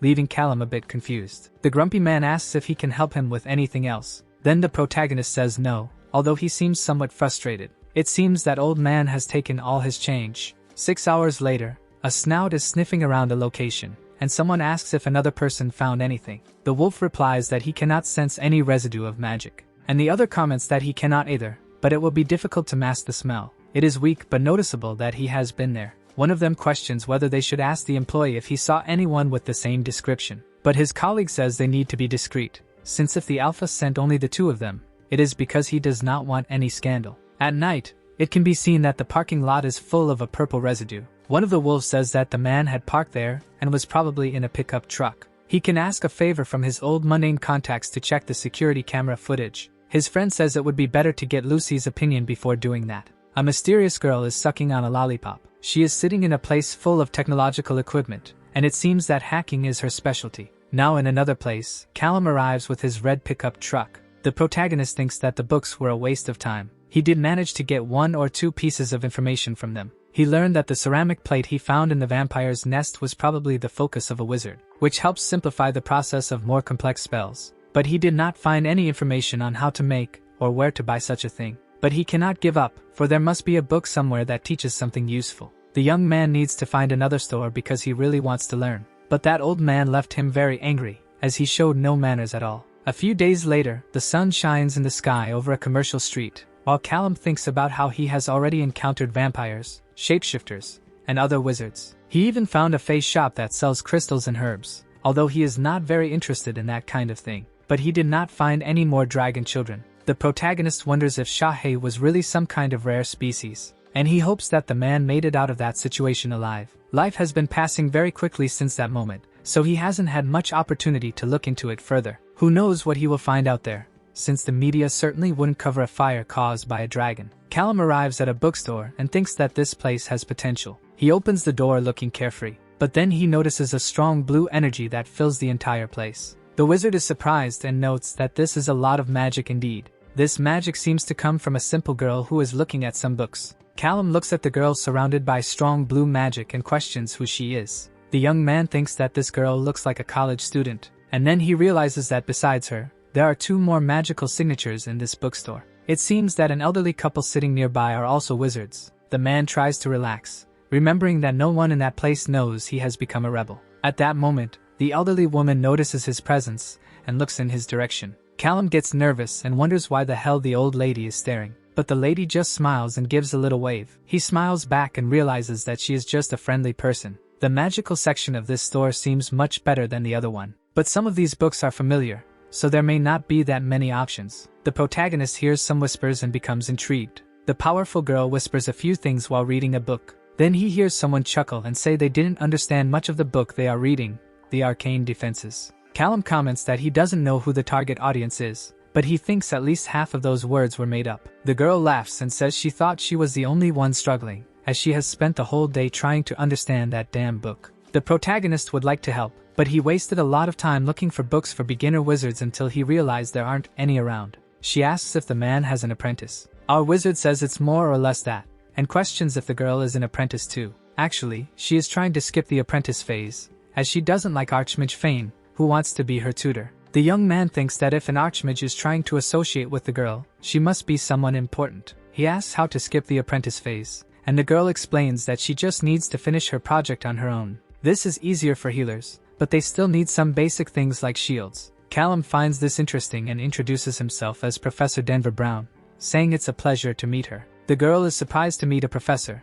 and then tells him her name is Gail Hargrave. Our wizard suggests collaborating if he has time, and she comments that she does since no one counts on healers, so he asks if she has a list of what she needs. Some time passes, and the two are sitting in the library while the protagonist analyzes a book. She has to learn about focuses, telekinesis, charms, and enchantments. The false professor believes this makes a lot of sense. Gail says yes but seems tired, and Callum suggests attack spells since she should be able to cast some powerful attacks as a healer. The girl is confused since her power is about healing and not damage, but the young man explains that it depends on how it is applied and asks if she went to medical school. She explains that she had a magical education and not a mundane one, so she didn't go to college. Her parents put her in the best school of all, which is somewhat outdated but is where all the most important families go. With that, the protagonist realizes he is talking to a Nepo baby. He decides to skip this part about attacks for now, but he asks the girl to research about clot attacks and neurochemicals when she has some spare time. Callum says he doesn't know much about how healing magic works, but he imagines that if she focuses on just one thing and then amplifies it,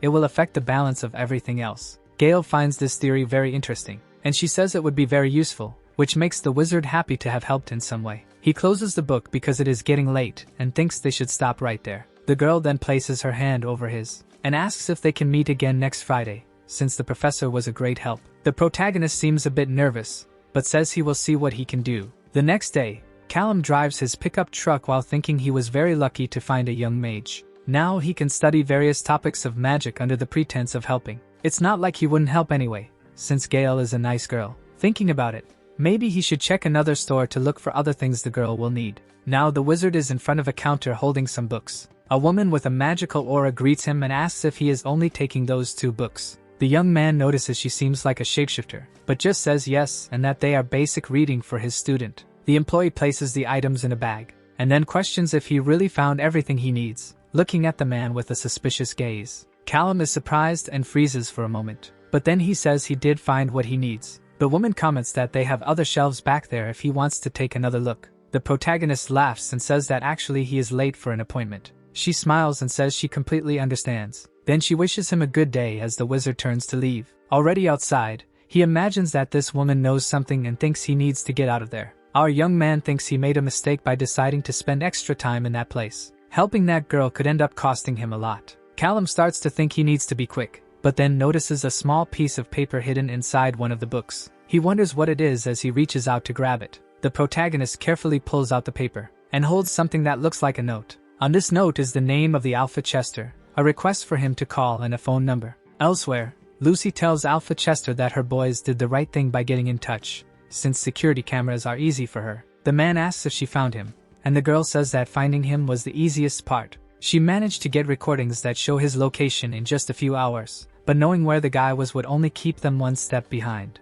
The really important question is where he would be going. Chester gets irritated and asks the girl to get straight to the point, and she says she is getting there. Lucy says her boys did most of the dirty work by interrogating the staff at the places he went, and it seems the guy loves a bookstore. Then the girl hacked the cameras at all the main exits of the city, and eventually realized he was heading south. The lens of a camera reflects the image of the red pickup truck. With that, the hacker summarizes the story by saying that Roy made a list of the most likely places the man could stop, and then they found his image on a store's camera. The Alpha asks where that is, and Lucy explains that Professor Denver Brown was located in a shapeshifter bookstore, and the boys are already on their way there. Chester says they cannot interact because Mr. Brown should be the one looking for them, not the other way around. The girl says he will manage. Now Callum is standing near a phone booth and wonders what is wrong with him. The young man can hardly believe he is actually considering calling Alpha Chester, and then thinks he must have gone crazy, as that is the only explanation. If the wolf was able to track his movements, it must be because he is doing something wrong.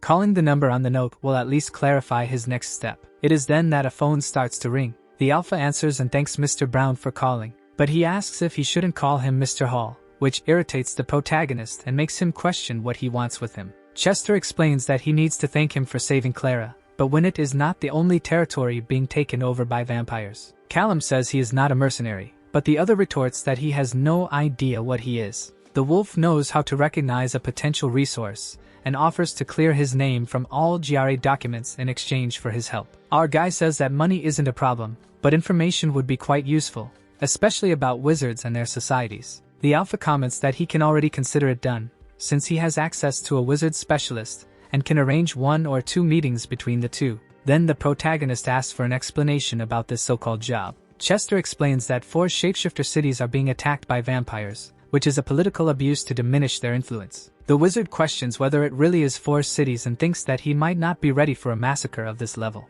There is no guarantee that he could use the same trick again. Callum was lucky the first time, as the GRA agents were very close to catching him for good. The guy asks if there is a deadline, and the Alpha questions whether that means he is willing to take on the job. Then the protagonist replies that he can schedule a time with the specialist, but he needs to know how he was found. Chester says he set his trackers to follow his scent some time ago, but they probably wouldn't have found anything if he hadn't entered every bookstore on his way south. Callum feels frustrated for being so predictable, The trackers left some things in a trash can at the end of the street, and there are all the necessary details about the vampires. Our protagonist warns that he will inform his decision soon, and the alpha says he understands. Sometime later, the wizard is in his pickup truck holding the package, thinking it looks more like an encyclopedia. It seems that Alpha Chester is a very well-informed man, at the very least, but he would have to drive over 1,000 kilometers between some of these cities, which cannot be done quickly. It is then that Callum has an idea. Teleporting himself is possible, but there is a limit of 15 meters. However, there is no speed limit for gravity telekinesis. The wizard has never tried this before, but he thinks it should work if his theory is correct. His body is enveloped in a bright purple energy, and his feet stop touching the ground. The protagonist gets excited when he realizes he is levitating, but then he loses his balance a bit and lets out a scream. It seems that this ability is somewhat difficult to control. Suddenly, the man starts moving in the air, and his body crashes hard against the trunk of a tree. Callum falls to the ground with a frustrated expression. This should work in the future, but for now, the guy needs something to help him stabilize. That's when he remembers something that might work perfectly. Meanwhile, the two GRA agents arrive on the road, and Ray is using his power. Felicia asks if the man found anything. The blonde says there is something ahead and tells her to check the ditch. They walk through the grass, and the woman thinks this is it. Her partner comments that it was a good hiding spot, considering the situation. Fallen below them in the ravine is Callum's old car. Felicia opens one of the doors and notices that the car has also been cleaned out and emptied. Ray says it hasn't been there long and questions whether she knows what that means. The man smiles sinisterly as he says they are getting closer and closer. A motorcycle makes noise as it accelerates down the road. The protagonist rides with a helmet and thinks that now he needs to take one more step. At that moment, he uses his power, which seems to envelop the vehicle. The motorcycle becomes much faster, and the wizard celebrates his success. Callum used gravity telekinesis on the motorcycle. This should help him move through the shapeshifter cities with plenty of speed. Now that the transportation issue has been resolved, he will take a look at one of the nests to know exactly what he is dealing with. The protagonist parks next to some trees and imagines this is the spot. Chester provided the contact information for all the local alphas, but it would be smarter to avoid any kind of interaction. Callum uses his power, thinking that now he just needs to find the vampire's nest. If the information in the package is correct, he has an idea of where it might be. Suddenly, the guy turns his head and seems to have found what he is looking for. His spatial sense shows the city cinema. He can count 9 magical signatures of vampires. And apparently they have teamed up with a wizard from the land as well, since he notices shields protecting the entire area. But the shields only protect the ground, so he will be able to dodge the defenses if he doesn't step inside. The biggest problem will be dealing with the wizard himself. His magical bubble seems complex, and he would even like some shields of that kind, but it would be impossible to use a vacuum enchantment with that. Callum thinks that maybe this job will bring some problems that aren't worth it, and he considers declining Alpha Chester's offer. Suddenly, he sees strange movement from a man with a red aura. His eyes widen in surprise, and the young man wonders what the hell that is. A 10th vampire appears on the scene, making the wizard think he must have arrived at the speed of a bullet since he hadn't noticed his presence before. Since his attack on when it was stealthy, the protagonist had never seen a vampire's real speed. Callum finds this ability somewhat frightening. Then he notices that one of them is dragging something, and he questions what it could be. He is horrified to discover what it is. The vampire is dragging a child, who is all beaten up. Our young man becomes furious and concludes that vampires are indeed monsters. But that wizard is just as bad as they are. The protagonist cannot allow these damned creatures to continue with this. He sends a message confirming that he will take the job. His motorcycle speeds past the cars while the wizard thinks he will need a different strategy. It has to be something very quick and precise. And he also cannot leave any trace that would lead the GRA agents to him. Callum decides he needs to think this through better, and his phone vibrates. The young man realizes he is late when he sees that it is already 7:45 in the morning. Back at the bookstore, he is sitting with Gail again, and she says she understands. The fake professor asks to see the plate full of symbols that is in her hands, and then he says it really looks like a great focus for telekinesis. Observing the material, he praises her well-done work. The girl thanks him for bringing so much extra material, as she must have gone through a dozen plates to get the drawings right. The wizard suggests trying out the focus. Gail holds the plate, and says she will give it a try. Her expression looks quite determined. Then the blue energy begins to flow through her hands, and with that it envelopes all the material. The girl questions if it is really working. Callum tells her she needs to keep doing what she is doing. That's when her power seems to increase even more. And the blue energy also passes over the book on the table, causing it to start levitating. The two celebrate her success, happy that they have managed it. Gail gets up from her chair and hugs the protagonist, thanking her teacher Brown. He feels a bit embarrassed and tells her not to thank him yet, as this was just the first step and there is still much work to do. But the girl complains, telling him not to be a party pooper. Callum decides this is a good moment to wrap up their activities for the day and asks if they will meet again next week. The girl smiles and confirms her presence. Now the protagonist is on his motorcycle and thinks he still has a few hours left. He knows he will need more materials, but he thinks he already has an idea of how he will deal with the vampire nest. The light turns green as he thinks about what will happen if everything goes as planned. And if everything goes right, at this same time the next day, the vampires won't even know what hit them. Callum doesn't want this to resemble the motel incident, so he won't use weapons, but he can think of something as powerful as bullets. Termite is a mixture of metal oxide and aluminum. Its most common use is for welding train tracks. This substance can burn at up to 20,000 degrees Celsius, which is twice as hot as lava, and more than enough to melt a vampire's ugly face. Producing this material is simple, and it can be done with common items found at home. A bit of rust from an old pipe, and aluminum foil crushed into powder. Now it needs to be mixed well, in a specific proportion, and put everything inside an old soda can. So congratulations, you just produced a homemade grenade. An hour later, the protagonist already has several cans ready, and he will hide his materials in places to avoid wasting more time moving around. Wiping the sweat from his forehead, now the wizard just needs to find some kind of heavy object. He looks back and sees a huge rock. It seems like this will work well. In the cinema, two people are watching a non-romantic vampire movie, and one of them comments that it's horrible. A vampire asks if they still have any ketchup from that kid, and the other replies that they don't because they've taken everything. The guy with the bun wants to know whose turn it is to hunt now. Just as the other was about to give his answer, a small portal opens, and a soda can appears through it. Suddenly, a large explosion engulfs the place, turning the vampires into skewers. The fire alarm goes off, and water starts dripping from the ceiling. Other vampires wonder what the hell is happening. The one with spiky hair tries to find out if there's a fire nearby, but another portal opens above him.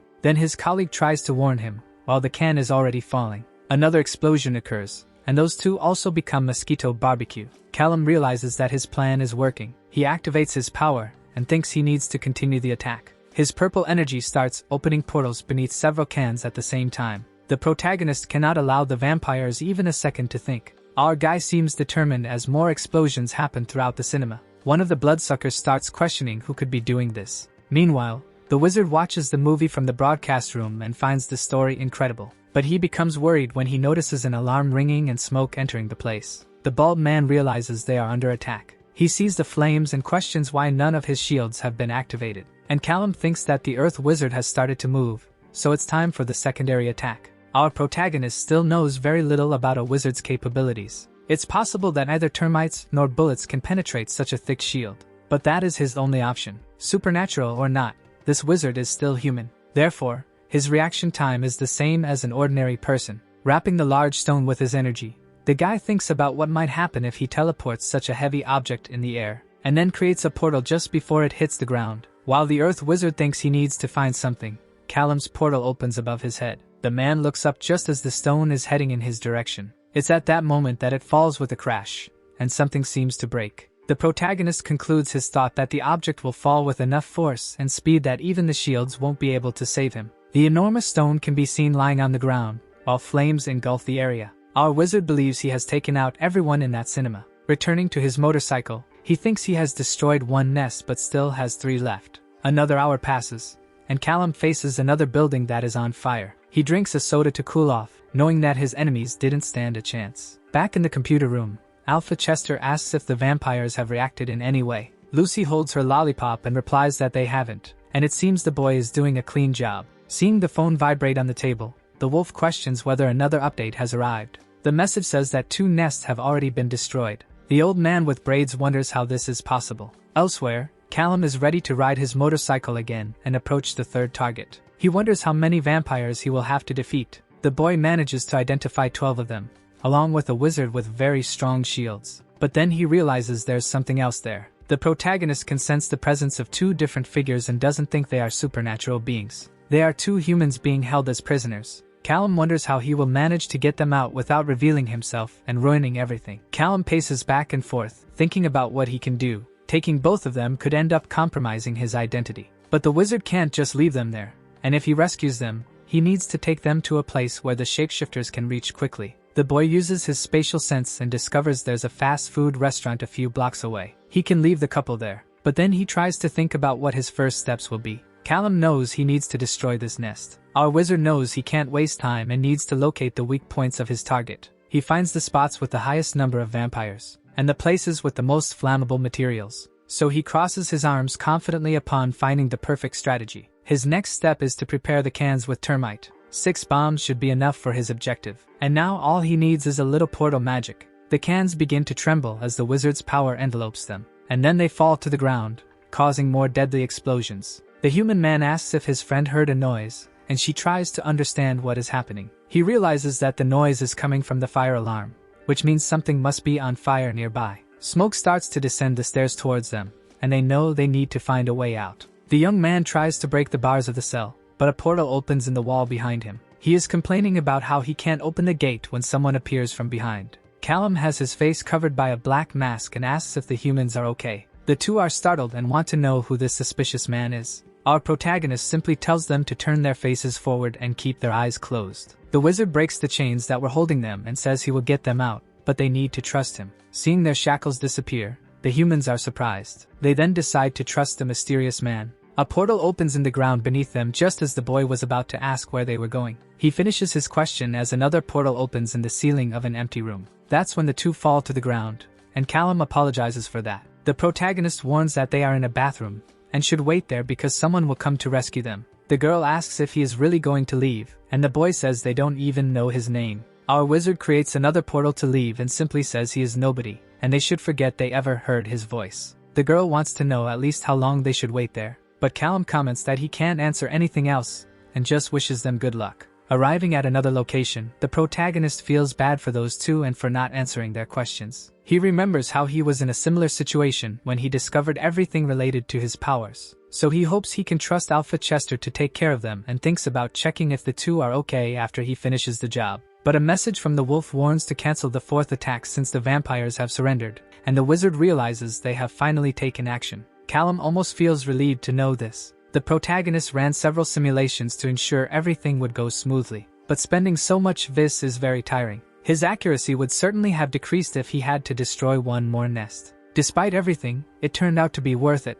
not just for the deal he made with Alpha Chester, but also because 2 innocent people can live another day. A few minutes earlier, the Alpha is in the room with Lucy and another man, questioning how the young man is capable of doing all this. The suspicious guy comments that he must have access to the GRA's teleportation system, and if not that, it must have something to do with the phase. He says that the magic of the phase is different from his, and largely remains a mystery. Chester asks Lucy if she has any ideas as well, and the girl says the protagonist knows how to limit his cell phone use very well. She tried to track him but found nothing useful, and apologizes to the boss for not having more information. The big wolf wonders what he could do if he could move his men at the same speed that Callum moves, but the gray-haired man doubts he would reveal his methods. The Alpha thinks that maybe they could offer something more valuable than just a few lessons with this Jasper guy. Then Lucy comments that he doesn't seem to have any allies who work with computers, and maybe he would accept the help of a tech girl. Chester questions if she is offering to do such a thing and says he wouldn't ask her to commit even more,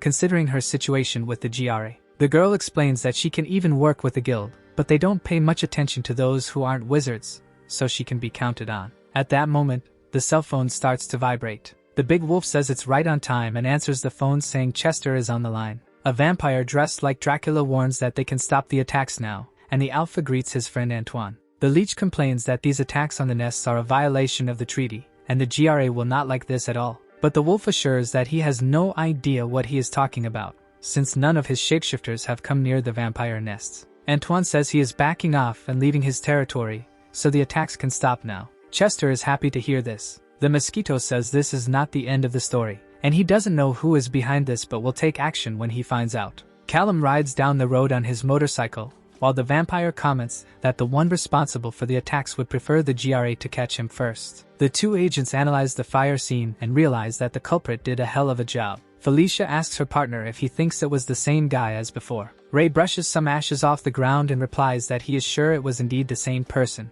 The methods used this time were different, but the precision is downright frightening. Whoever this guy is, he is becoming increasingly dangerous. A man in protective gear shouts that he found something. The blonde seems pleased as he picks the object up in his hands. He believes this circle is the signature of the culprit. Ray still doesn't know what this is for, but this is definitely his calling card. Suddenly, Felicia touches her colleague's suit, and he is caught off guard. The blonde asks the other man to leave the area because his partner cannot speak in front of others, and the guy complies. Sometimes the agent forgets that other mages are immune to his siren abilities, and then he asks what she thinks about this. The woman believes that the attack on the first nest was a crime of passion. She thinks the vampires kidnapped someone the culprit cared about. Then he used a weapon because it was the quickest and easiest option. But she holds a package with a leftover soda can and thinks that this was already another story. Ray understands that this job involved a lot of preparation. Felicia thinks they should talk to Alpha Chester, since all the attacks happened in vampire nests that were in his territories. The siren believes they should speak not only with the Alpha but also with Antoine Levine,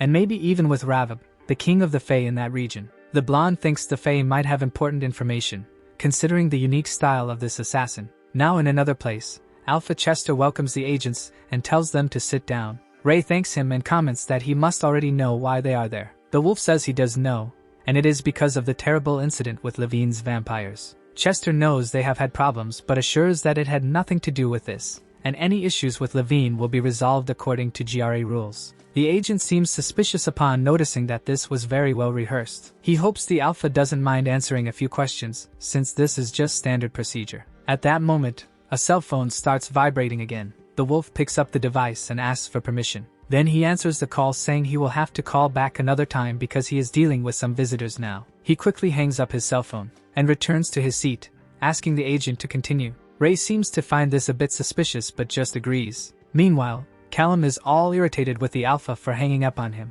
An hour later, the protagonist puts some things away in a locker and tries to remember that it is number 4. He spread what he took from the nests across different places, but everything can be easily retrieved with teleportation. If the mage is captured in the middle of the street, at least he won't be carrying a bunch of evidence. It is then that his cell phone vibrates, and the young man says it was about time. Chester recounts that he called just when the GRA agents arrived, and they did not seem happy at all with the scenes Callum left behind. The mage asks what the Alpha thought of his work. He replies that his work was simply exemplary. The protagonist confirms if this means he was not reported to the GRA. Chester assures that he did not do that. The agents did not like his lack of answers, but he thinks the two have no leads. However, the Alpha also comments that if Callum's identity is discovered, he cannot do anything about it, and the young man already imagined that would be the case. Regarding payment, the wolf says he needs to introduce him to 2 people, and Lucy seems quite excited. One of these people is the wizard expert I mentioned earlier, and Chester says he can call him Harry.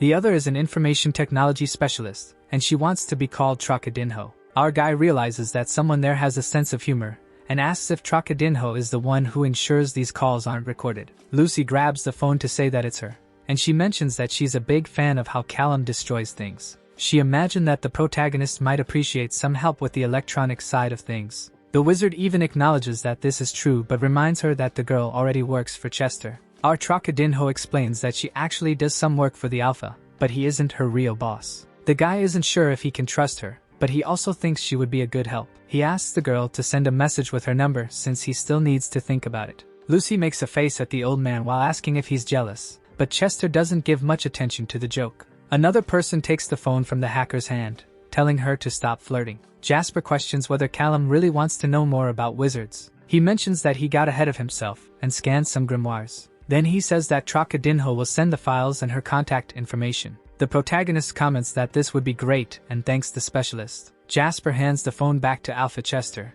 The wolf says he needs to mention a small detail before hanging up. Antoine Levine is the master of Minneapolis and is a vengeful man, so it's very important that Callum doesn't get captured by him. This man is simply the most dangerous vampire the Alpha knows. The protagonist is studying Chester's wizard grimoires and thinks about how incredible they are. They are all handwritten, and their research was done personally. They are nothing like the materials one can find in a regular bookstore. But it seems that spatial magic is a mystery to everyone, as there is hardly any information about it. Callum notices that it's getting dark and decides to call Trocadinho. Lucy is typing on her huge computer. A call from Mr. Brown pops up on her screen, and she is surprised to see the man calling so soon. The girl is wearing a Nir Brahma band shirt, and holds her phone while thinking that the guy must really like her. She asks if the boy will accept her offer, and the protagonist says he has a job he can do but needs to know how much it would cost. Trocadinho says her night costs 50 reis, and the wizard feels a bit embarrassed. Wow, but the girl says she was joking and can even send the price list she uses with Chester,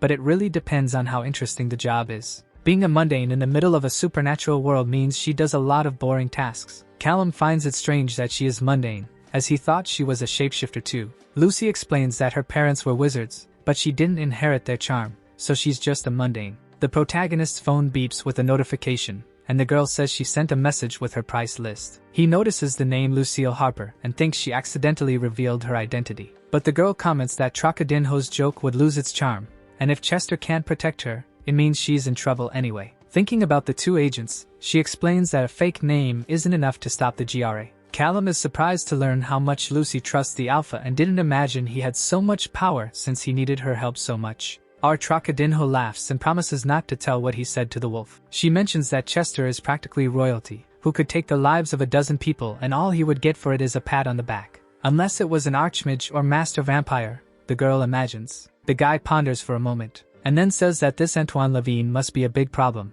since Master Vampires are so important. When the Alpha warned him about the Master, the protagonist wasn't that worried at first. But if the Bloodsucker is on the same level as an Archmage, that means he will need to be careful. Callum starts to say something to Lucille and is interrupted to be told to call her Lucy, then asks for information about the couple he rescued from the nest. The girl types a few things and then asks if he is talking about the people he left in the fast food bathroom. She didn't want to say it, but their situation doesn't look good, since they ended up in the hands of the GRA. The protagonist gets angry and thinks he shouldn't have left that responsibility to someone else. But Lucy promises that she will find more information and already asks what the payment will be. The wizard says he can leave some gold in a specific location as an advance and asks if 2 kilos is enough. Trocadinho gets all happy and says that Callum just bought the best night of his life. Look at that. Our guy turns red again and thinks that this girl is quite strange. Now the next day, in that same bookstore, Gail is using her power impressively, and the protagonist tells her to keep going because it's amazing. The girl looks at the bluish energy on the plate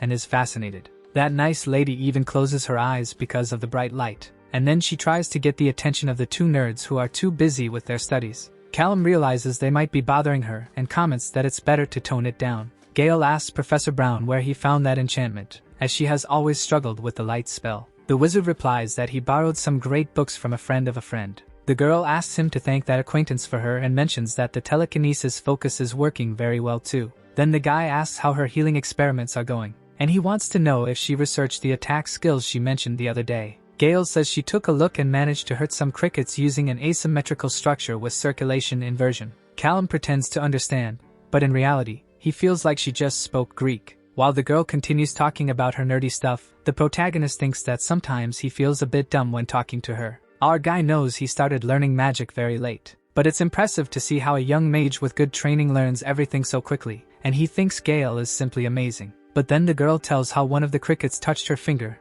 and she let out a scream, which makes Callum wonder if she might not be that amazing after all. Now in another mysterious place, a very important meeting has just begun. Chester is irritated that they scheduled this meeting at night specifically because of one person, who is still late. A gray-haired, bearded man says he is sure that the man will arrive shortly. The Alpha says it's better that he arrives soon, and then a person in red shoes approaches. Our wolf comments that the idea was his, and a pale hand grips the golden doorknob. It is Antoine Levine, the master of the vampires of Minneapolis. Alpha Chester is the leader of the shapeshifters of the Midwest, and makes a sarcastic remark that the man finally decided to show up.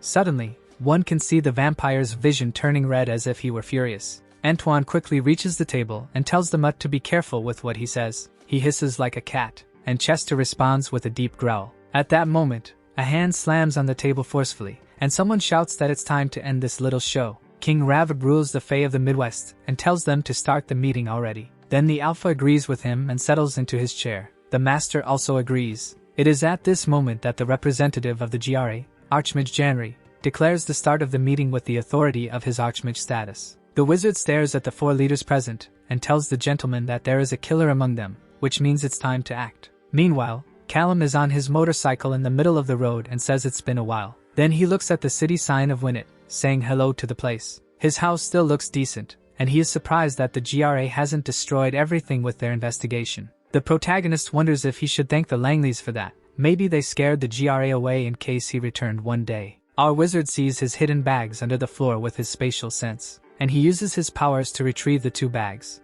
All the money and gold are there just as he had left them before. The protagonist took as much gold as he could carry, but still had to leave some behind. Now he has the advance from Lucy and all the material costs of magic piling up, so getting a bit more will be quite useful. Callum has already grabbed everything he needs, and now the smartest thing to do is to get out of there. He only intends to leave the city without saying goodbye to anyone. Despite this, a few minutes later, the fool is already hiding near a house and wonders what the hell he is doing. Our wizard tries to convince himself to just take a quick look from afar to make sure everyone is okay and then leave. His spatial sense identifies that the whole family is in the kitchen. Inside the place, Jessica asks Clara to grab another pack of steaks from the freezer. The girl smiles and says she will do that right away. Arthur notices that his niece seems happy and asks his daughter if the girl still has those nightmares. Jessica replies that yes, but it seems that being under the charm of the vampires erased most of her memory. If it weren't for that, the trauma would be even worse. The sheriff says they are lucky to have gotten her back so quickly. The blonde remembers how Callum carried out the entire rescue,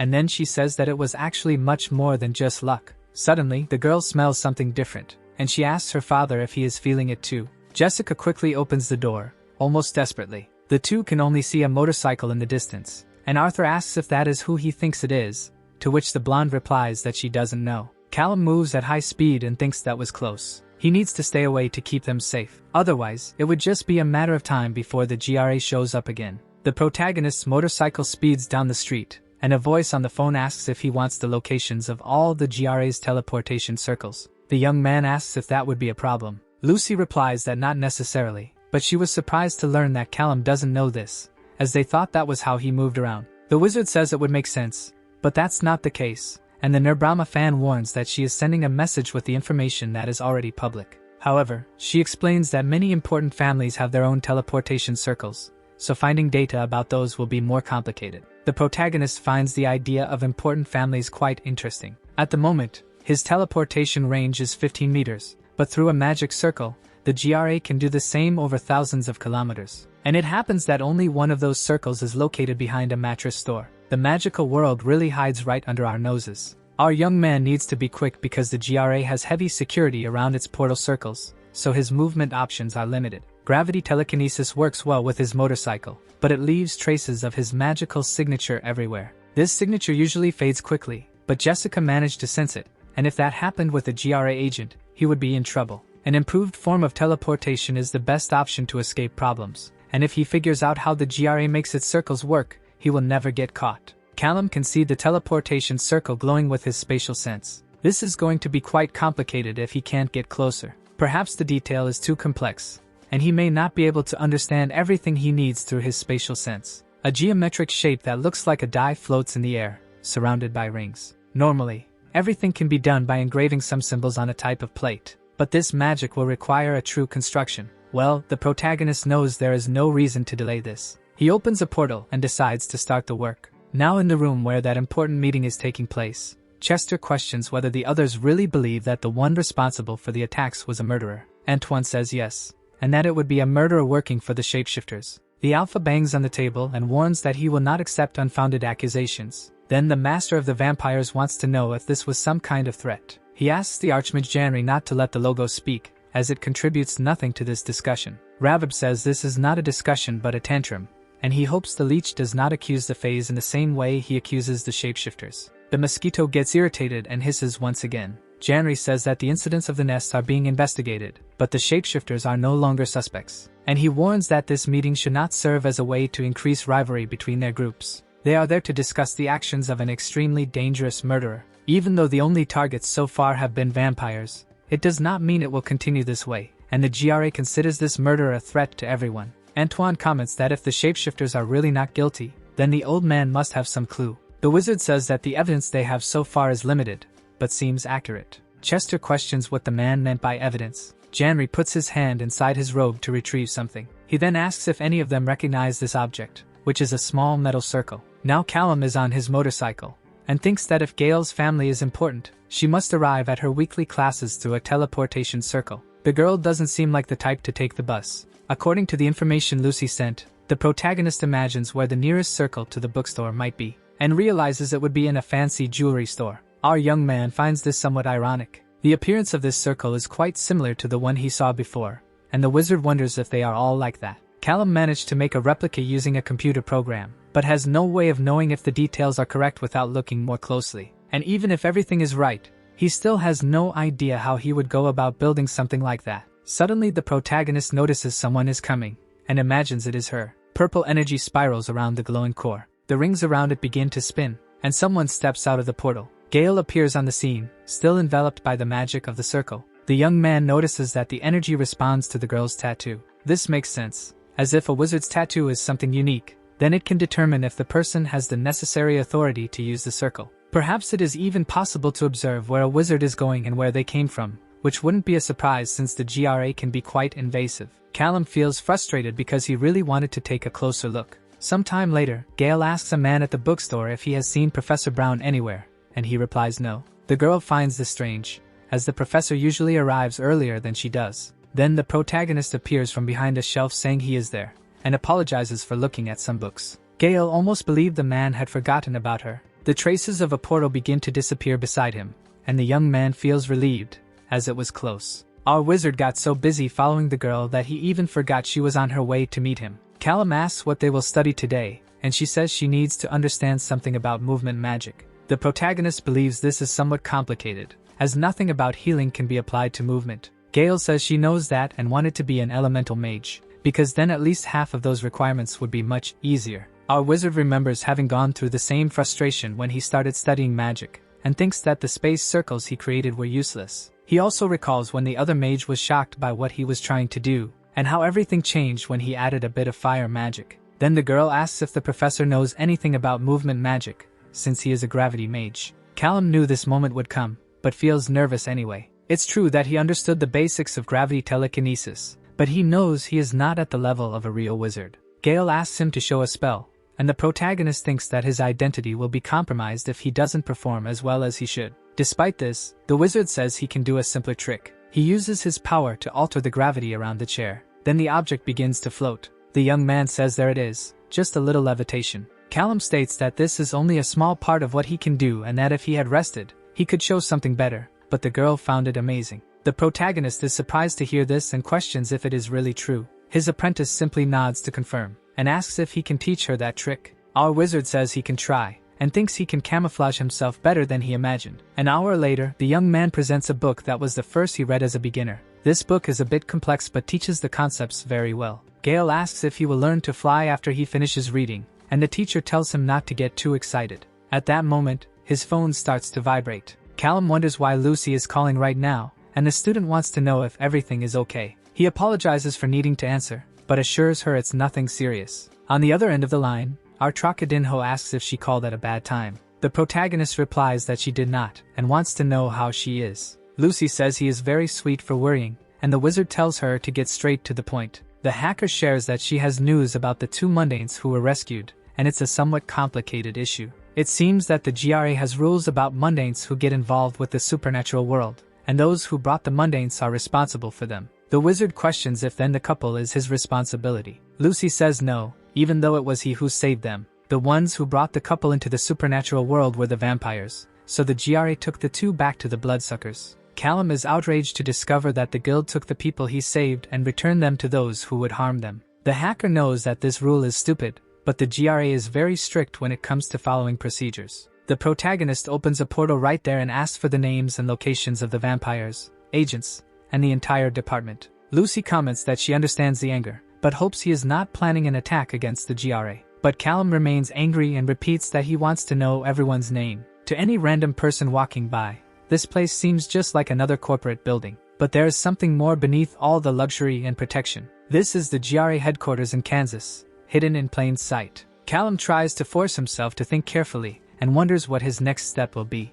At the bookstore, the protagonist asks Lucy for the names and locations of the vampires, agents, and the entire department. The girl understands the reason for his anger, but hopes he won't attack the GRA. However, the wizard repeats that he needs the names, and is already on the other side of the portal near his motorcycle. The girl reminds him that she works for the GRA and that this is too risky even for her, even though she understands the anger and is on his side. Then she comments that attacking the guild in any way right now would be the same as throwing his life away. The young man questions how he can possibly let this go, since innocent people are being simply discarded. And he believes this is his fault, because if he had taken the couple somewhere else, this would never have happened. Callum chose to leave them alone there to protect his own interests, and now he needs to find a way out of this situation. Lucy says he needs to choose his battles, since not even an Archmage could defeat the GRA overnight. And she questions how many people will not be saved if the protagonist loses his life. The hacker admires what he is trying to do, and believes that the GRA is a great disaster, but she asks the wizard not to abandon everything he has fought for just because of a bad day. The young man admits that she is right, but he still needs those names if he wants to prepare, because the more he knows, the better he can plan. Lucy agrees and says she will get the information, but asks him not to do anything foolish. Callum repeats the last sentence in his head, and thinks he needs to thank the girl for convincing him to get out of this mess. Until he improves his magical skills, he won't be able to attack a GRA office, at least not at this moment. But the protagonist swears that one day he will make them pay for their crimes. The next day, the specialist Jasper is talking on the phone and comments that the young man's question is very strange. Then he asks why he is interested in young wizards. He explains that he is curious and knows that children discover their magic very early, but wants to know if there is any case where this does not happen and why. The old man just says he doesn't know because he is not a doctor, and imagines that perhaps this could happen if there is no mana. Despite this, any child who grows up near wizards would already be able to achieve something just through the magic present in the air. Callum thinks that if someone grows up far from wizards, perhaps their magic will never manifest. Jasper had never seen anything like this, but he believes it is indeed possible. The protagonist thinks it makes sense, since the first time he used magic was during the attack on the Shahi fitness center. It is likely that was the first time he felt a surge of this, as his parents did not seem to be wizards. The young man wonders what his life would have been like if he had been born into a family of wizards. Then the specialist tries to understand the reason for these questions, and if perhaps the wizard has a hidden child they are unaware of. Callum says that if he did, he wouldn't tell, but he thanks the fake Harry for his help and says he will call if he needs anything. Now the protagonist is stuck in traffic and wants to know more about how Lucy's family was all wizards, except for her. The girl confirms this and doesn't seem very excited when she mentions that there was a lot of fun at the Harper residence. The young man imagines that must have been quite difficult. She explains that this is why the GRA assigned them more tedious tasks, because they didn't know what to do with a mundane and shoved her into the IT department. Our wizard comments that they are idiots. Lucy feels flattered and asks about his family. Callum says that Harry also wanted to know about his family, and he is starting to think that Chester sent them both to gather information. The hacker says she can't blame them for their curiosity, since if a nice and mysterious guy comes to town and starts acting like a hero, it's normal to want to know more. The protagonist feels all giddy imagining himself as someone nice and mysterious, and the girl says those words were indeed his and not Chester's. He thinks his personal life isn't that interesting, but maybe he will end up sharing a thing or two eventually. Lucy suggests swapping stories on their first date, which makes the wizard say that her charm is torture, and she even asks if it makes him anxious. Look at that. The young man replies that yes, in a good way, but he thinks he is still not ready to reveal who he is. The hacker takes a cute selfie while saying she is already getting chills from so much excitement, and then she says goodbye to him, hanging up the phone. The selfie arrives on Callum's phone, with a heart covering the girl's face. He smiles a little upon seeing her photo. Already at the bookstore, the protagonist is sitting with Gail, who comments that she is bored from studying so much. Her teacher tries to remind her of the reason for all the hard work, and she knows it's to skip the learning phase but questions why the books have to be so complex. The wizard decides it's time for a break, and the girl says he is the best of all. Our young man apologizes for disappearing the other day and explains that he had an emergency with a colleague.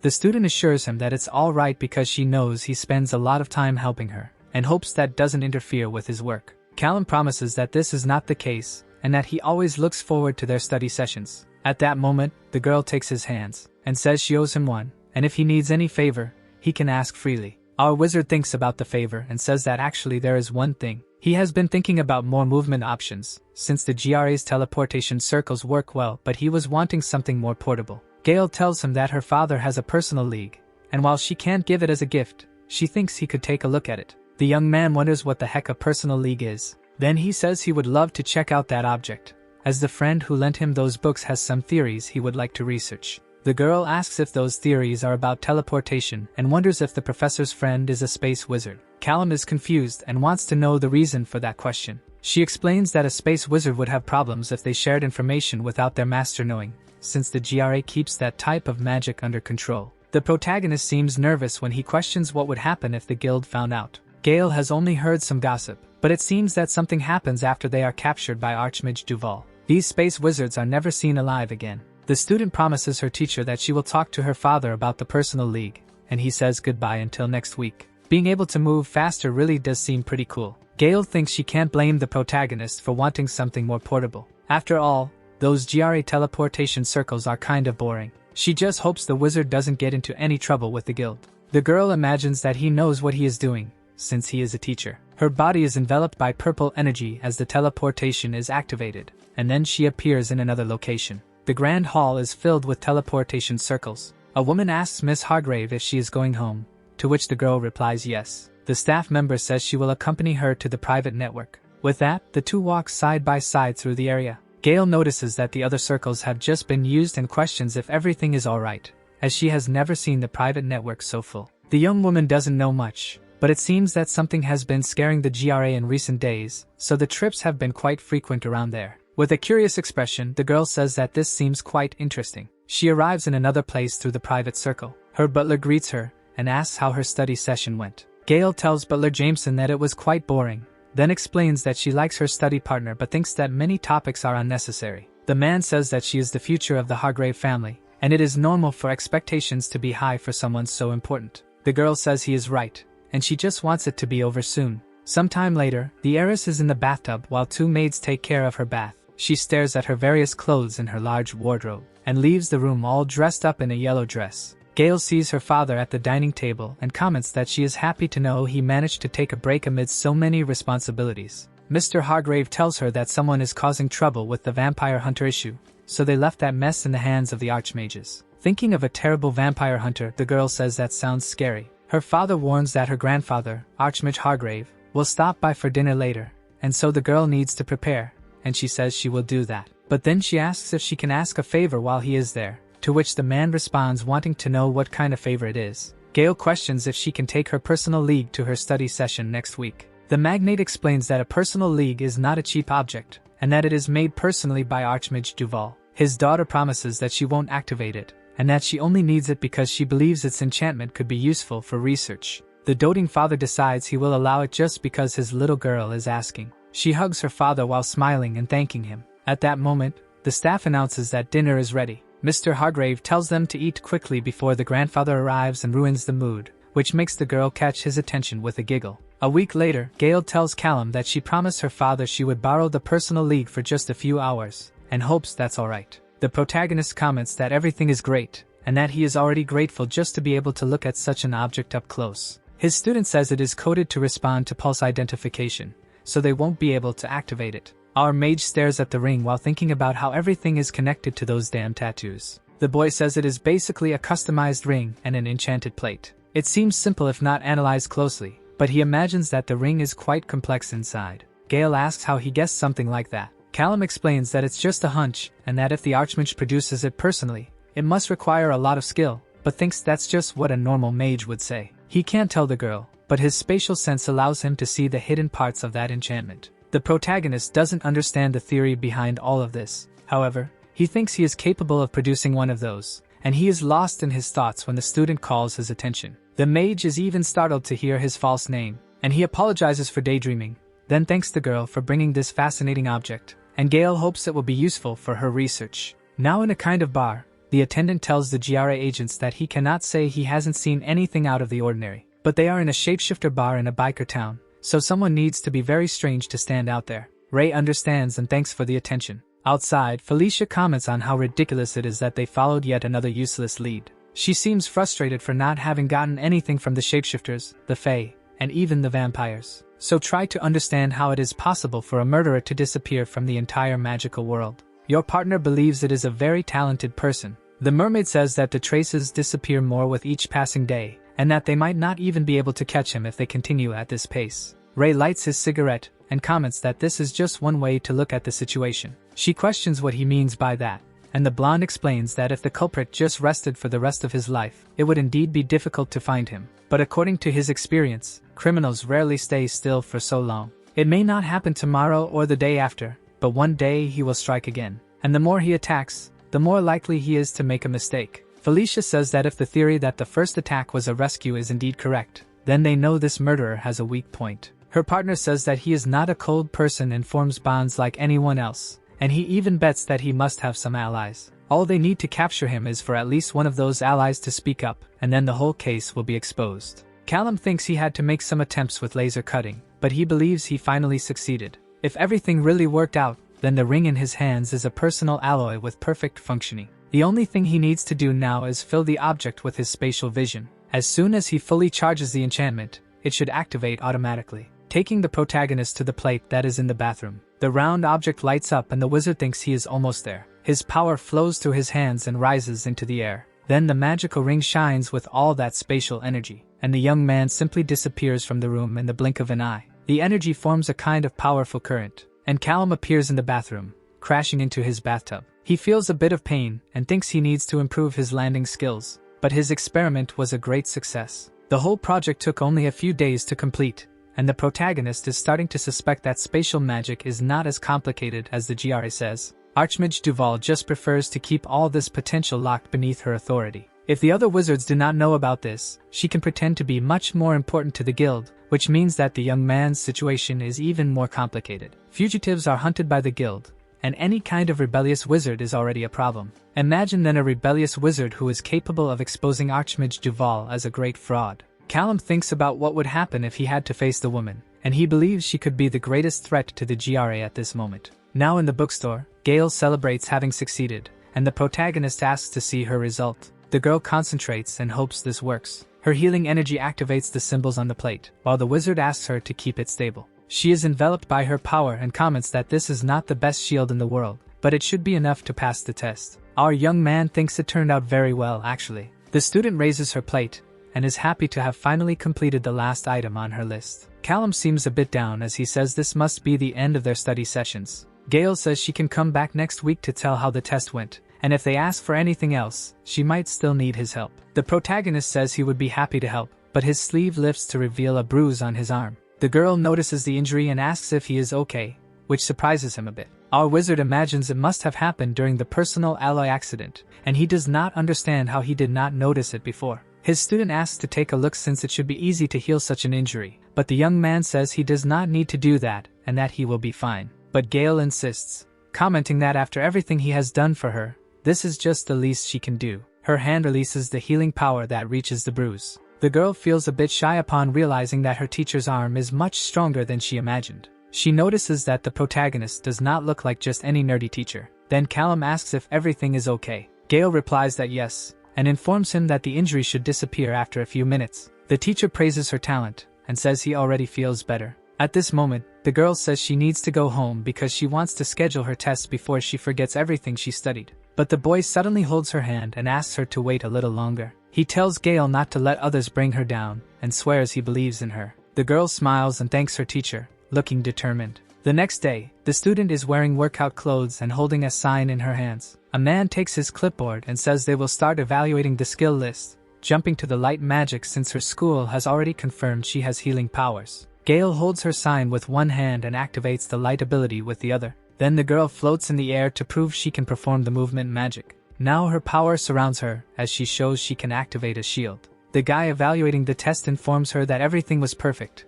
and now they will move on to an offensive attack. The girl takes a deep breath as she concentrates. She remembers what she practiced when she followed her teacher Brown's advice, and she shines with healing energy, ready to launch her attack. Gail directs her power toward the dummy that will be her target. Cracks begin to form in the material, and then the dummy explodes with impressive force. The girl is happy to see that her new ability worked, but the man looks at her suspiciously as he asks what the hell that was. She explains that it was a healing attack, designed to cause a clotting reaction. The guy jots something down on his clipboard and says that this is interesting. Gail asks if she did something wrong. She knows it's not something common like a fireball, but she thought it would count for the test too. At that moment, the bald man comments that he needs to check something and asks the girl to wait right there. 4 hours pass, and the girl continues waiting, then wonders how long she will have to wait since she is getting nervous. Suddenly, a door opens with a noise. The familiar agents from GRA appear, and Ray says he hopes Miss Hargrave hasn't waited too long. Gail tries to understand what is happening and asks if she failed her test. The blonde man says he doesn't handle that kind of issue and is more interested in the healing attack she used during the evaluation. He asks if the girl came up with that on her own, and she replies that at first, she did not. The girl continues saying that her study partner told her that this would be a simple way to destabilize a body and gave tips on what to research. Ray has a somewhat sinister expression as he questions whether this study partner has a name. The student says his name is Professor Brown, and then wants to know if they are in trouble in any way. That's when the agent puts his hand on his chin, and with an ironic smile says that Miss Hargrave might indeed be in trouble. She looks nervous upon hearing that she must tell everything she knows about this Professor Brown. The hacker in her room full of monitors asks the protagonist how he is. He asks Lucy if she has any updates on GRA. The girl comments that they are still irritated because they can't find the ghost assassin, which is quite amusing to watch. Many vampires are surrounding the area, but since nothing has happened, it seems that things are starting to calm down. Callum sees no problem with that, as he never wanted that much attention anyway. He says he has a quick question while they have time, and he wants to know what the hacker can tell him about the Hargrave family. Lucy looks desperate as she asks if the guy is involved with them. The protagonist tells her that he met a Hargrave named Gail and offered a little help, but he is just curious about who she really is. The girl starts researching and reads that Gail Hargrave is a 22-year-old mage. She suddenly stops reading, and her hand freezes over the keyboard. The hacker says that this doesn't sound good at all. Callum asks what she is talking about. Lucy explains that the Hargraves are from a very old family that invented at least half of the offensive spells used today. They can be considered one of the most dangerous wizard families in the entire world. Archmage Hargrave defined the concept of martial magic, and there is almost no one who can defeat him. Despite this, Gail is a healer, which means there must have been some kind of crossbreeding between lineages. The protagonist questions whether it was an accident. Suddenly, some Hargrave had an affair with a healer, and that's how the girl was born. Lucy finds this difficult since high houses are obsessed with this kind of thing, and a ring would make more sense, which would make the family even stronger. It is possible that they were trying to create a new talent, which means that Gail is the Hargrave's most valuable asset at the moment. They wouldn't be happy if someone interfered with those plans, so it's better for Callum to stay away since his grandfather is an Archmage. The hacker says that if he touches his granddaughter, there may be nothing in this world that can protect him, and the young man is shocked to learn that the girl's grandfather is an Archmage. The protagonist thanks her for the warning, and says he doesn't know what he would do without Lucy, and she asks him to be careful out there. This is more dangerous than our mage thought, and now he imagines it might be better not to show up for his last meeting with the heiress. But disappearing out of nowhere might raise more suspicions. The young man doesn't want Gail to use his family's resources to track him down, so he decides to show up just to say goodbye and then move on. Meanwhile, at the bookstore where the study sessions take place, men in black communicate, saying that Team A is ready. Team B also confirms their position, and Team C is made up of the good old GRA agents. Felicia thinks this is an exaggeration since Archmage Hargrave could take down the entire city by himself, so they don't need so much to catch a supposed rebel. Ray explains that the Archmage insisted on being there when he learned that the guy was manipulating his granddaughter, and he asks what the chances are of there being two rebel mages. The blonde knows he wouldn't be able to convince the Hargraves to do otherwise. Meanwhile, the Archmage contorts his face in anger. The mermaid wants to know if her partner wants to use the binoculars, but he says he can sense better if he uses his wind magic. A camera shows an image of Callum, and someone says that a possible target has been identified. The voice warns that he is walking north on Kent Avenue near 4th Street, and is heading towards something. But then they lose contact as the target simply disappears. An agent says that Team A has found him, and that they can see him. Ray realizes that the mage teleported and asks if the documents didn't say he had gravity magic. The blonde shouts for them to shoot immediately, and not to let the target have time to teleport. Then Team A receives the news that they have permission to act, and the men begin to move. One of them holds a large bazooka and prepares to fire. The protagonist realizes he is being attacked and wonders what the hell is going on. As a chain comes towards him, the young man tries to understand if this is the GRE's doing. He tries to activate his power in time, as he needs to move quickly, but the chain binds his hand before he can do anything. Callum realizes that his magic is not working. The mage feels as if his energy is fading. At that moment, a type of yellow, glowing rope comes flying through the air, and it wraps around the young man's body. One of the men in black announces that they have captured him. Ray and Felicia arrive at the scene with wind magic, and the blonde congratulates everyone on a job well done, but says that the two will take over the situation now. That's when several lightning bolts appear out of nowhere. The random agents seem to be afraid of what is to come. Then the great Hargrave appears and asks to be given the rebel, as he wants to deal with the man who had the audacity to mess with his granddaughter. But Ray tries to convince the Archmage to let them complete their investigation. The suspect is detained and there is no longer any risk of escape. When they finish everything they need to do, they can see if they can leave the young man with the old man. But for now, the agent asks to be allowed to do his job. Around them, the other men are a bit worried. The Archmage decides to surrender for now, but insists that he be informed immediately about everything they do. Ray tells the others to search the suspect's pockets for anything that might link him to the attacks on the vampire nests. One guy announces that he found something. Then the blonde mage asks what was found. It seems they found another metal circle. With that, the GRA agent speaks to the others around him. He thinks they have finally found the killer. Callum was lying on a cold table and slowly begins to wake up. He wonders where he was. He couldn't remember what had happened and why he was imprisoned. The last thing he knew was that he was going to meet Gail. When he was surrounded by men in suits, he should have teleported the moment he detected a mage. But at the time, he deduced it could be Gail or one of the store owners. How could he have been so foolish? He questions angrily. The interrogation door opens, and the GRA agents enter. It seemed they had gathered information about him. They even knew his name now. Ray congratulates him.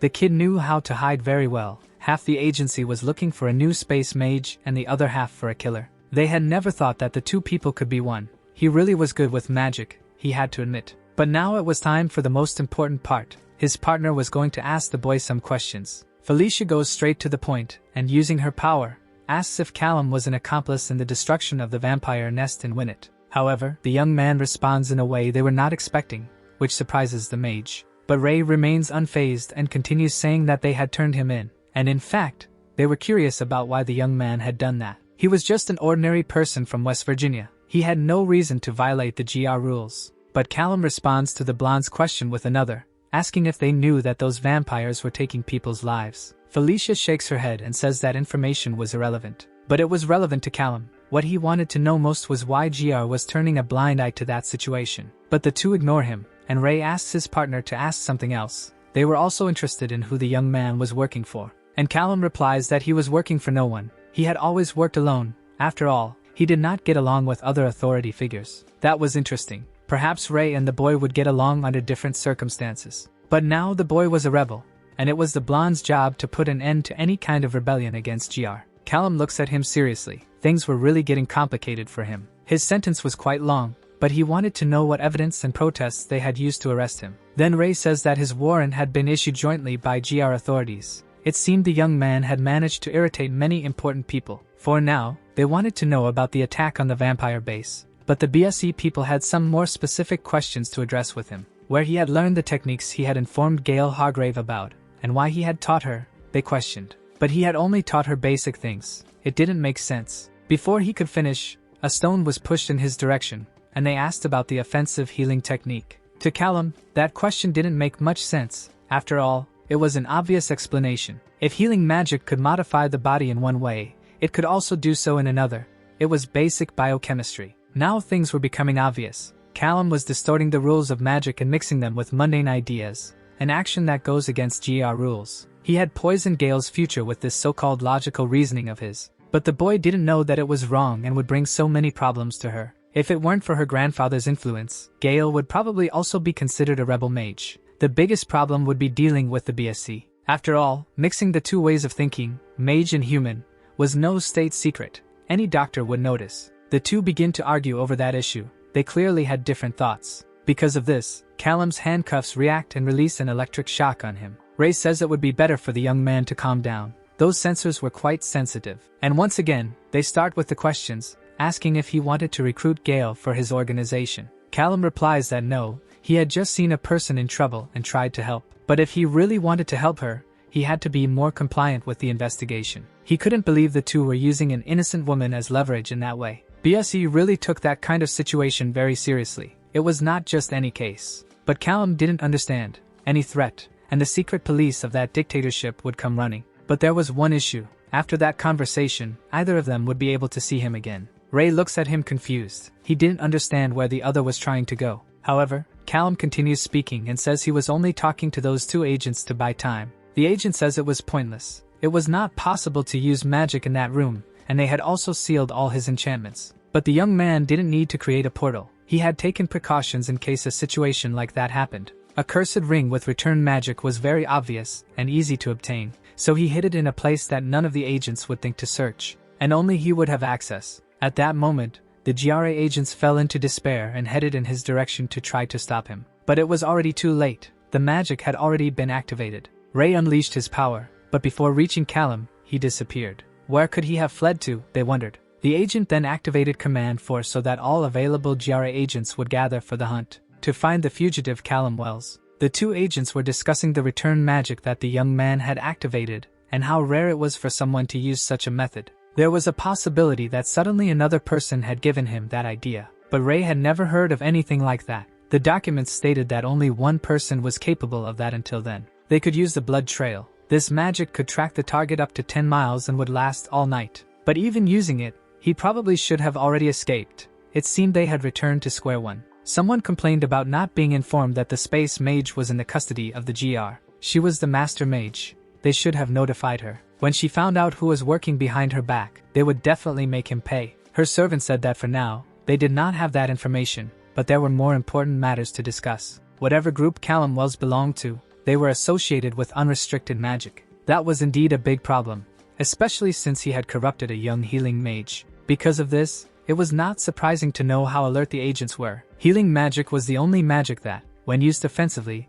could pierce through protection and resistance magic. If she researched deeper into this forbidden magic, she would be able to obliterate a room full of mages in the blink of an eye. They had to think of someone who could help them. Normally, space mages were not dangerous, but they could be wrong. But the master did not accept that. Space mages could not be dangerous. Perhaps they had some tricks up their sleeves, but nothing that posed a threat. That type of magic was the safest of all. It should not be feared. John agreed with the master and said he would do everything in his power to handle the situation. The master was very clear. She wanted them to find that young man to know who had taught him and what his bloodline was. Every 3 to 4 decades, a space mage emerged, and she needed all of them. So it was better that John did his best. Trembling for his life, he agreed and accepted the orders. In the middle of a forest, a man walks. Callum is grateful for having previously hidden supplies in that place. Clothes, weapons, money, and even some magic books. He had everything necessary to start over. But how had he messed up so badly without realizing it, he wondered.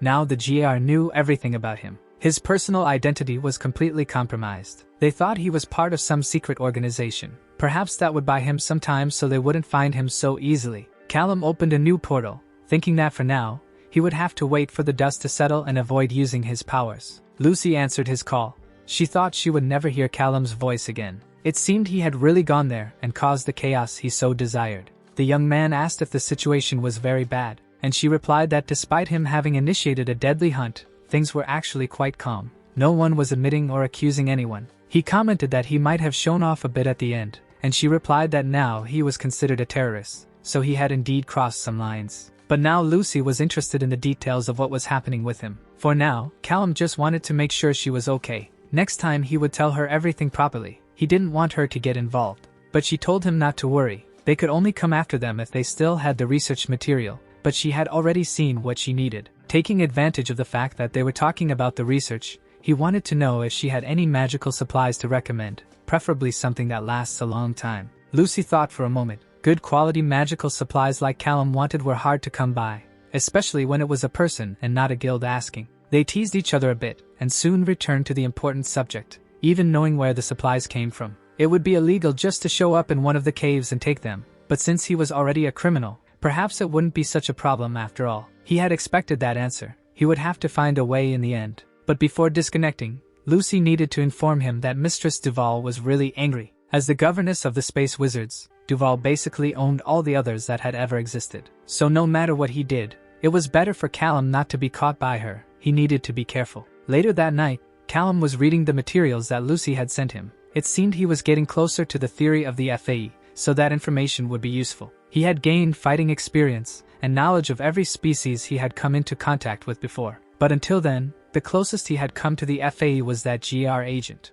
It seemed that her magic came solely from the Vis. The FAE were capable of doing unimaginable things using the basics of magic. But unfortunately, that didn't make them the strongest. Well, it was better for him to read more carefully from then on. Not being prepared was the worst thing he could do. Suddenly, he felt that someone had entered his magical field. There were 3 different types of souls, but they were not human souls. They might be the FAE. The people of the trees, pixies, but the third, what could they be? They seemed to have some kind of necklace around their necks. Only then did he manage to see what it was. Human ears were attached to the cord of those beings. 2 people were running through the forest. They seemed to be almost at the exit, but the woman was reaching her limit. Even so, the guy insisted. They were surely right behind them, and even having run all night, they couldn't stop. Because if they stopped, they would surely end up like the others. A few years earlier, a child was asking his father to go play on the slide. That child was Callum at 7 years old. Several other children were running around the playground while he went to the slide. As soon as he climbed up, he heard a boy teasing another.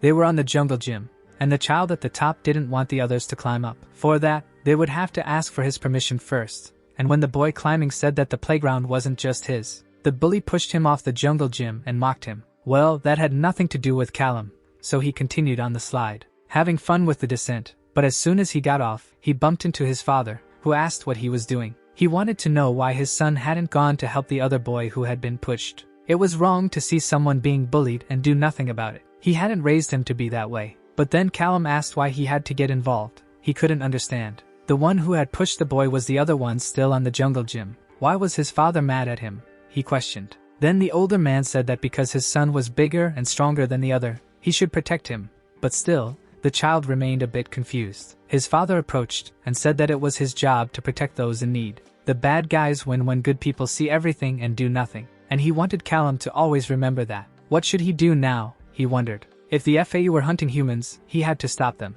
But if he got involved, there was a possibility of ending up on the guard's radar. After all, the incident with the vampires had brought those investigators to him first. He needed to get out of there quickly. He would do what he should have done from the beginning, open a portal and flee. But then a horn was heard. The birds began to fly in flocks due to the sound. The FAU troop was nearby. They had until dawn to finish the hunt. One of them asked the tree if they had managed to locate the humans. But the creature replied that they had not. It didn't matter. They shouldn't have run that far. How they loved that feeling of the hunt. At that moment, Callum felt that they had started to move. What should he do? He was in doubt. His father's words passed through his mind. Whom was he trying to fool? He had been raised to save and care for the weaker. Well, it was time for him to try to prevent the FAE from finding the humans while also not getting caught by the GR. First, he had to have an idea of where everyone was. His magic could only map about 2 kilometers. If he stayed close to the edge of his mapping, he might be able to follow them without being detected. If he was cautious, no one would notice his presence. The GR agents had managed to capture him before because they had hidden the traces of their magic. He didn't know if the FAE were capable of doing the same,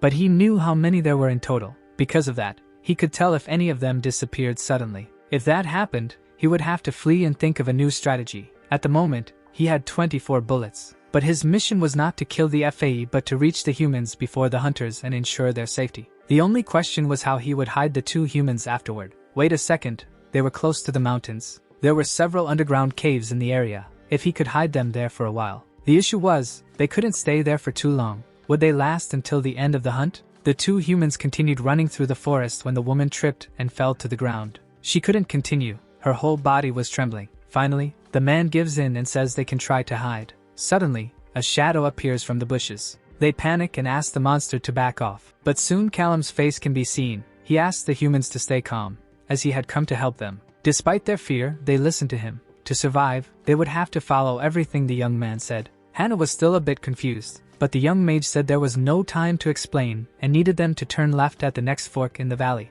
In that direction, as soon as they turned, they would see a pine tree. They needed to go quickly, as fast as possible. The man asks if there is any way he can show them the way, and Callum replies that he couldn't accompany them but would be watching their backs. First, he needed to ensure they would be safe. Then he needed to make the humans create a trail to draw the FAE away from that direction for the moment. If they went with him, his magic could be detected by them. He gives the coordinates, and the man says he would do as instructed. After that, they separate. Gradually, the 2 humans walk through the forest in the direction the young man had indicated and finally find the pine tree he mentioned. They hoped desperately that this was the tree, as they were already at their limit. But who was that man? Could they really trust him? They wondered. Yet they had no other option but this one.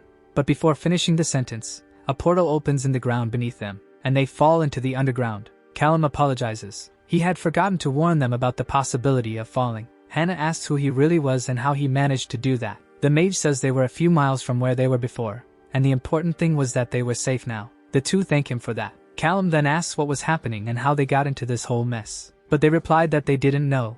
The monsters said they were participating in a hunt and had to survive until dawn. It seemed then that it was all just a game. They were hunting people just for fun. Callum couldn't let that go unpunished. He then opens another portal. He had heard enough. He would stop them, for better or for worse. The day was dawning, and they still hadn't found the humans, but they still had a few hours thanks to the mountains. It was precisely because of that they hunted in that region. But while they spoke, they didn't notice the strange movement behind them. They continued boasting about tricking humans and how much fun it was. Even so, they couldn't waste any more time. They needed to move quickly. And it was at that moment that they finally missed the pixies. With their distraction, they didn't notice a portal opening right beneath their feet. At the last second, they managed to escape the open hole, but one of the tree monsters fell. It completely disappeared into the darkness. Everyone wondered what was happening. They had never gone through anything like this before and needed to report to the monarchs soon. One of the trees went to inform the superiors, but another portal opened, and a boulder fell on it. The redhead became irritated,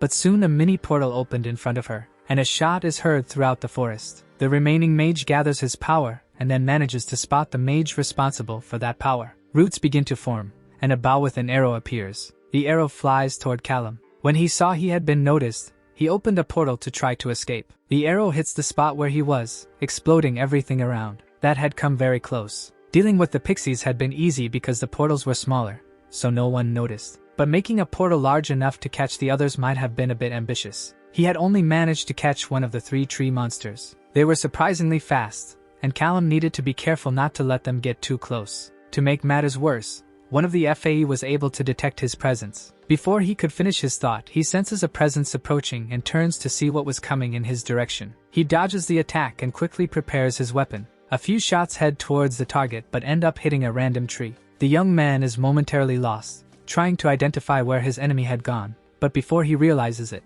an attack comes from behind and hits him squarely. He is thrown towards a rock, clearly battered, and wonders how they managed to get behind him without him noticing. They probably must have used some kind of magic, but in this game, he also had his advantages. Callum concentrates and begins to scan the area around him. Seconds later, he can feel the soul of the being nearby. Then he starts to move in a way that lures the enemy towards him. And just as expected, the monster appears from within one of the trees. It seems he could teleport from tree to tree. The mage shoots in its direction, but the creature is faster, and soon the bark of the trunk closes. The young man was really in trouble now.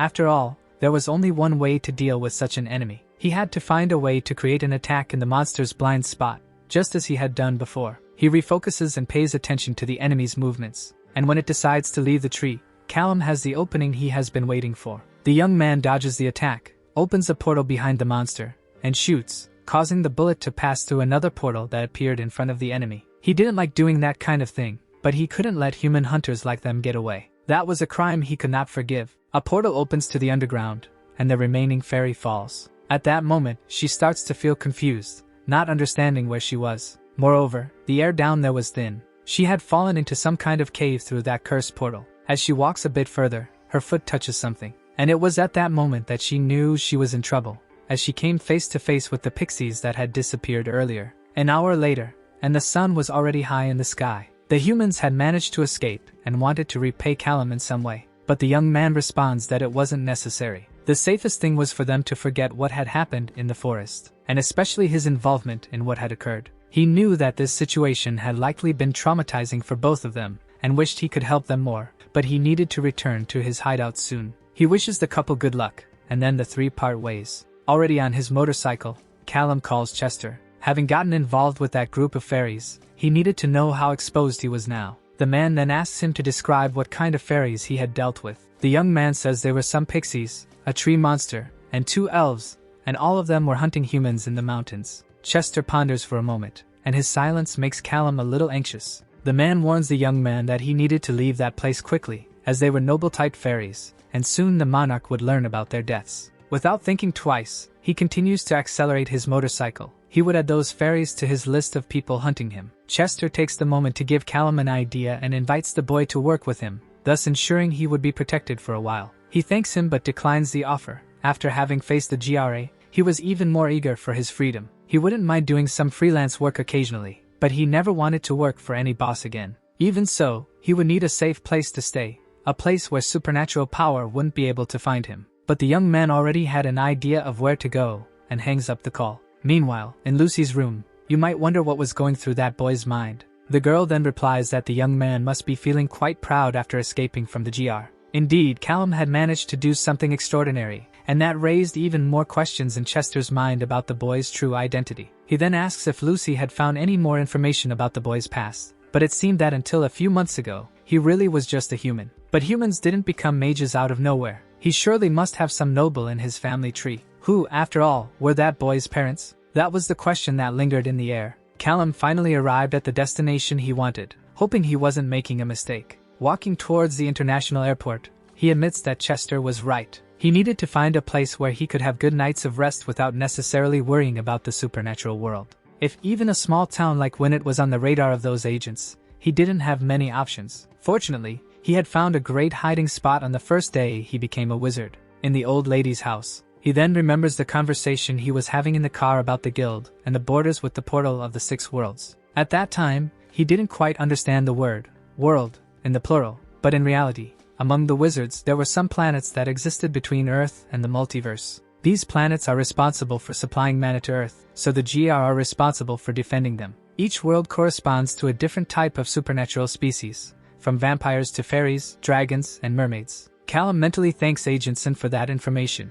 It had been useful after all. According to what he had said, the entrances to the portals were heavily guarded by elite wizards. Moreover, to enter the portal, you had to be accompanied by another stronger wizard. In other words, if he could get past security, he could stay safe for a while. The portal he was currently looking for was on another continent, and because of that, it had a completely different type of security to deal with. The airport was very well guarded, and he wouldn't be able to teleport easily into some random plane. However, buying a ticket was also not an option. They could track him through that. So what could he do to catch a flight in a non-traditional way without getting caught? The airport was very busy, and even using magic to avoid detection, he accidentally bumped into a woman who was left confused about what had happened. That was close. He almost got discovered. The type of magic he had learned from Gail allowed him to disappear from the eyes of normal people, but he still needed to be careful with every step. He stops to assess the situation a bit, but with the number of people present, Callum found himself on a nearly impossible mission. Suddenly, a thief comes running towards him with the police right behind. He wasn't expecting a robbery in that place out of nowhere. The young man tries not to get involved, as that would be better for him. But then the elderly lady appears asking for help regarding her purse, and once again, Callum finds himself getting involved in a situation that could compromise him. The little thief runs towards the emergency exit door, but suddenly he trips and falls hard to the ground. Obviously, the young man, taking advantage of the spell, made him trip on purpose. The thief is then caught by the police. At that moment, the boy ends up seeing the officer's ID on his belt, and an idea pops into his head. While the officer took the culprit away, the young man used the ID to enter the security area. Elsewhere, in the middle of the forest, the king of the tree people observed what had happened the night before. Surely a fight had occurred in the area. There were several things out of place, broken trees and branches, and in addition, there were footprints of a human. Clearly, a wizard had no respect for nature, and because of that, the earth would surely remember who that offender was. The king then activates his vision power, and gradually, his memories are filled with scenes from the previous night. The woman accompanying him asks what he is seeing, but in the end, something curious was revealed. A wizard he didn't know. This was unprecedented. Even though it was something that would normally be resolved by the GAR, the king couldn't let what had happened to his family go unpunished. That said, he concentrated a bit more of his power in his hands and spread it throughout the forest. Joining with the wind, his magic would be able to guide them to the culprit. Thus, they ended up at the airport. The presence of the one they were looking for seemed to end inside that building in the distance. Suddenly, a human approaches them, warning that they couldn't stay in the middle of the runway. The woman asked for permission to deal with the human, while the guard continued saying that that area was restricted and that they couldn't cross the limits. King Gisarel enters his monarch mode. After all, no one could command the king. But the human didn't care if he was king of something or somewhere. To him, the two had to leave immediately. At that moment, Gisarel becomes furious and grabs the officer by the head. Out of pure anger at the human's arrogance, he brutally takes his life. Then, he orders the woman beside him to call someone to clean up that mess, while he himself would go in search of the unknown wizard. Callum waits for the plane to empty before moving again. He had arrived at his destination. Upon entering the bathroom, he undoes the magic he was using. That fight he had faced during the night had truly left him in a rather unpleasant state. If only Gail were with him, he could heal a bit with her magic. They were asking how the girl was doing. After all, he had put her in a big mess. Teaching her about forbidden magic was something he was preoccupied with. The only real crime the girl had committed was crossing his path. Perhaps one day he could repay her in some way. Without expecting to be caught off guard, a flight attendant opens the bathroom door and comes face to face with him. She is startled to see someone inside the plane. She had hoped there would be no one there. Callum then apologizes and says he was just about to leave. Having said that, he bids farewell to the flight attendant as if it were the most natural thing in the world. It was just a little longer until he could reach the country with the portals. He wanted to be out of the guards' clutches soon, and hoped that somehow they had forgotten about his existence. A few hours later, rain was pouring heavily as a woman waited by the sea. King Gisarel approached her, and she said she was waiting for his majesty. They exchanged brief greetings. It seemed that even the king of the forest people was not foolish enough to face the seas in those conditions. The woman was curious about his presence. After all, it wasn't every day that the king was there. From what the man had said, a human had attacked them, and he had gone to ask the GR investigators for help in finding him. They should be prepared to be responsible for that hunt. Inside the security tower, Ray approached Gisarel, apologizing for the delay. It seemed that something renegade was driving everyone crazy. The noble then reported what he had seen in the forest to the agent, speaking about the tears in space-time. Ray couldn't have been happier to hear that, and the king noticed the change in the agent's face. He then explained that considering the facts he had been told, he already had an idea of who the wizard he was looking for might be. Ray then took out a photo and showed it to Gisarel. The agent explained who that rebel was and asked where they had seen him. Meanwhile, in Switzerland, Callum managed to find the portal he was looking for. He knew that the destination was the land of dragons, and that was one of the most dangerous worlds among the planets. To add to that, he didn't have much information about the magic that the dragons used, and they were the strongest species among the supernatural beings. Considering all those factors, he found it surprising how lax security was around there. There was only one wizard guarding that entrance. The only thing he had to do was get past him, and he would be free for a while. And it seemed that the traps set in that area were not for tracking. Probably the GR was only activated when a dragon passed through the portal. If he could keep his visibility to a minimum, he would be able to pass through the alarms without triggering any. He had to be cautious and start with something small. Callum threw a stone, causing the guard to pay attention to the noise and not to his table. This way, he managed to teleport the security guard's radio to another place. The man began to search, and upon spotting his radio a little further away, he went to it. As soon as he turned his back to the portal, Callum began to move. Hoping he hadn't made a mistake, he entered the dragon portal, thus passing into their world. A bright light blinded him for a moment, and the wind in that place was very strong. The wizard found himself in the middle of a valley of beautiful stones. The environment was completely different from Earth, and mana flowed through the air. At first, it was difficult, but gradually he would get used to that sensation. And about that portal, upon crossing it, he realized how complex its formation was. It didn't come close to the magic he was capable of producing. Having succeeded in his objective, he took the moment to make some notes about what he had learned and what he was seeing. But soon he realized he was not alone, and before he could defend himself, chains of fire appeared around him. The pain he felt now was very intense. Meanwhile, pedestals formed right in front of him, completely surrounded by fire. A red dragon appears, stating that the young man had violated the laws of that world by entering the land of dragons. Because of that, he should perish there and then. However, before the attack could reach the human, by some miracle, the dragon recognizes him and calls him by name. For a second, the image of a man appears in his mind, and Callum recognizes him. That was Shahi. A cell phone vibrates in the agent's pocket. It seemed he had received a text message. Someone was willing to help in his hunt for Callum and had prepared a list of agents for him to review. There were indeed many people interested in capturing that young man. After all, no one expected that just one rebellious wizard could cause such a commotion. He had achieved the impossible, not only escaping the guild but also making the entire guild enter a search and seizure operation. One of the men inside the armored car asks if Sin is scared. But what the young man felt was an overwhelming anger for being deceived by the boy and losing sight of him.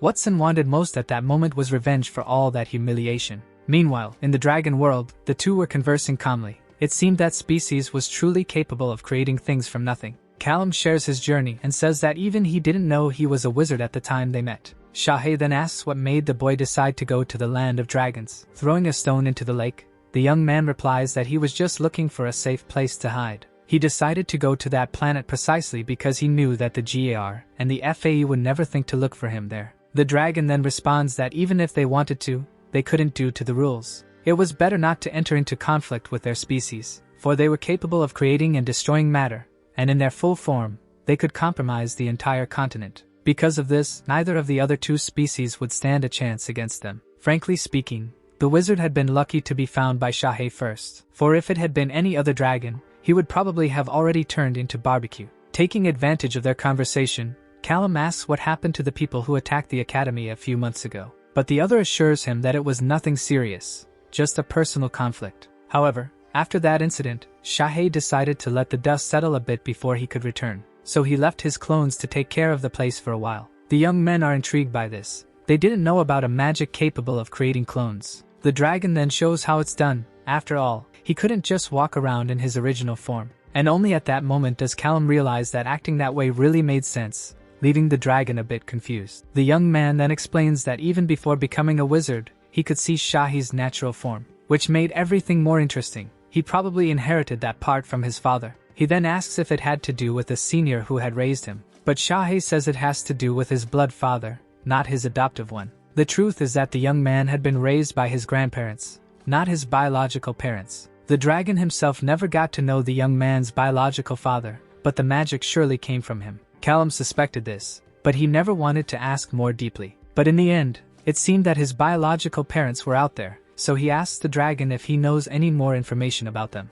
Shahi says he knows nothing about his father but knows about his mother. She was always very rebellious, and when she was younger, she ran away from home and disappeared. A few years later, she returned pregnant with him. She kept his birth a secret, and as soon as she had the opportunity, she left for the world again. His grandparents then took charge of his upbringing, but whether they wanted to or not, he would grow up and start asking questions about things, especially upon seeing the photos scattered around the house. Even so, they tried to protect him by saying that she was a family friend and that one day he would be able to meet her. Callum understood why his grandparents never talked about it. It must have been very difficult for them to deal with that whole situation. Shahi then places a hand on the young man's shoulder. Dragons normally didn't get involved in human matters, but even he could see how the boy's grandparents were good people. They just wanted to protect him, preventing that pain from hitting him while he was still young and immature. Well, the conversation was good, but the boy could no longer stay there. Otherwise, they would be in trouble. Callum then asks if he knows any other place where he can hide.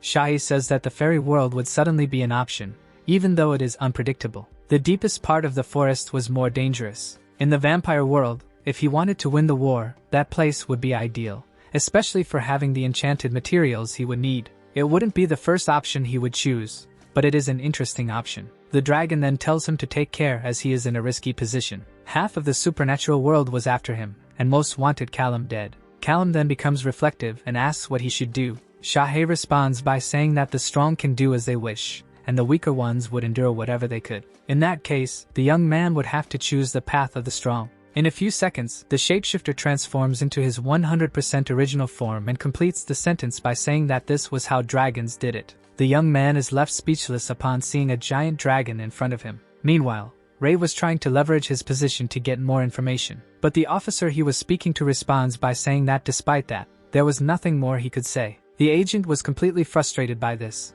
After all, he was one of the few people who had come into contact with the wanted individual. But it was no use, since Callum didn't even use his real name while living in that city and was quite antisocial. So there really was nothing to help with. Ray then says that they had information that the young man was in Europe and wanted to know if he might have mentioned contacts in other countries at any point. But when it was a small town, so they didn't know anything about Europe, the officer replies. A woman approaches, handing a coffee to the agent. Taking advantage of the woman's presence, he starts talking to her to see if he could gather more information. But Jessica responds that she also had nothing to contribute. At that moment, the older man becomes irritated with Ray's insinuations about his daughter being involved in such a case. So politely, he was asking the agent to leave. Ray puts the cup back in place and says he will do as requested. If he remembered anything, he would leave his card for them to call him. Once inside the car, he realizes how much of a waste of time that was. But his partner had different information. She had gotten a story through a shapeshifter named Clara.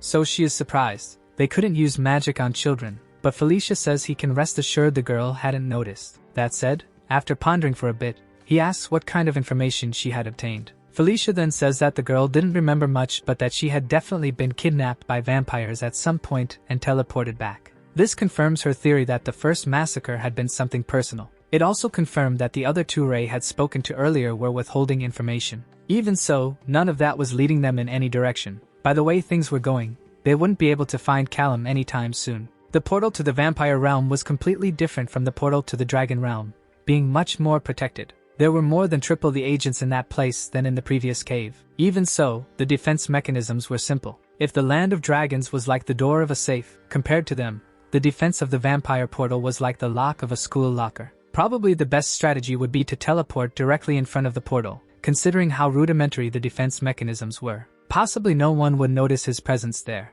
Everything was actually seeming a bit easier than he expected. But there was only one way to find out if, in the end, this was a trap or not. Suddenly, the vampire portal begins to react, and one of the guards turns his back. But soon after, everything calms down again, so he concludes it was just his imagination. And in this way, Callum manages to pass through another portal without being detected. Unlike the dragon world, at that very moment, he found himself inside a castle. He had left Earth while the sun was still high in the sky, but in that place, it was already night, or perhaps it was always night. Callum didn't find that landscape more beautiful than the one at the other portal, but that varied from person to person. From the window, he could see a village and detect some wizards, which surprised him as he thought that land belonged only to vampires. But now he understood that in the land of dragons, wizards were not welcome. However, considering the connection of the GR with the vampires, they were probably welcome in that land. And knowing the huge difference between humans and wizards, and vice versa, some of them probably preferred to live around there. This also explained the lack of traps around the portal. If wizards usually went back and forth from that world,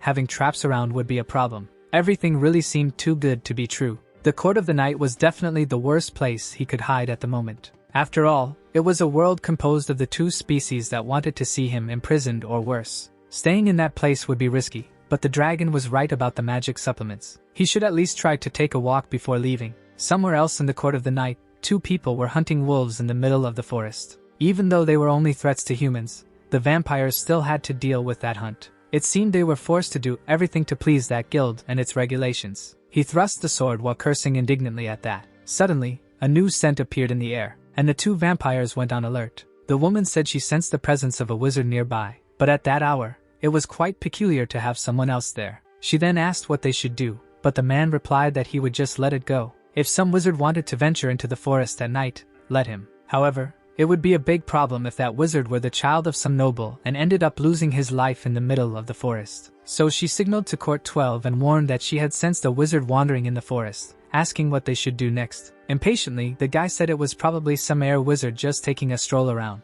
Even so, she preferred to be cautious rather than regretful. You never know, right? The vampire then received a return message telling her to return immediately to base. She questioned what was happening, but her superior just repeated that it was necessary for them to return quickly. Thus, they went to the castle, completely confused about what had happened and who that wizard could be. She then scolded the other vampire. As if he hadn't reported the strange movement, they would probably be in trouble at that moment. They would likely be asked for a report on what they had sensed, even if it was a weak presence. As soon as they entered the castle, a noble was already waiting for them. He asked if the two were the vampires on patrol, but they didn't recognize the guy and asked where their partner was. The man then introduced himself as Master Tyson and said that the problem was probably far beyond what their partner could handle. Upon hearing that he was a member of the BSE, the vampire completely changed his posture. Tyson then began to ask what they had seen in the forest, but they hadn't seen anything, only sensed the essence of a wizard nearby. The master asked if they were sure it was a wizard, and the woman replied that it was certainly a human magic,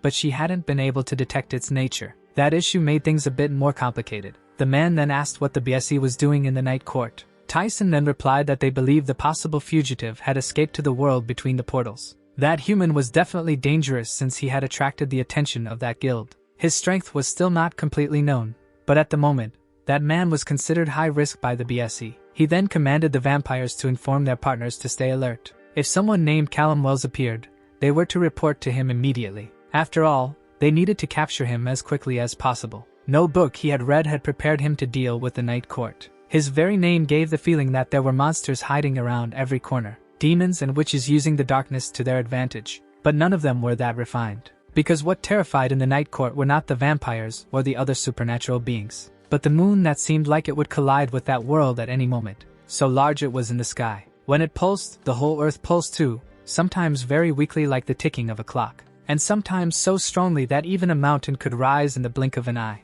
It seemed that the entire island was alive and breathing, a very mysterious creature that made it difficult to create a definition. But one thing was certain, he needed to get out of that place soon. The book said that magic supplements would be located in sinkholes or natural wells. But he had already walked through the forest all night, and the ground continued to shift with every step he took. The feeling that he was going the wrong way did not change. There must have been some other way to reach his destination. Suddenly, a noise was heard from outside the tent, and Callum opened it, trying to identify what it was. It seemed like some kind of giant insect and a tree were fighting. He had read about that in one of the books until he found the part that talked about the sturges. If he was right, he remembered that these insects usually built their nests in sinkholes, So he just needed to follow one of those creatures, and his problems would probably be solved. However, it seemed that the giant mosquito was losing to the tree, and Callum could not allow that to happen. The young man then decided to end it as quickly as possible. But at the same time, he remembered that he had to keep his presence as imperceptible as possible. If the vampires later found bullet casings in the middle of the forest, it wouldn't take long for them to realize he was around.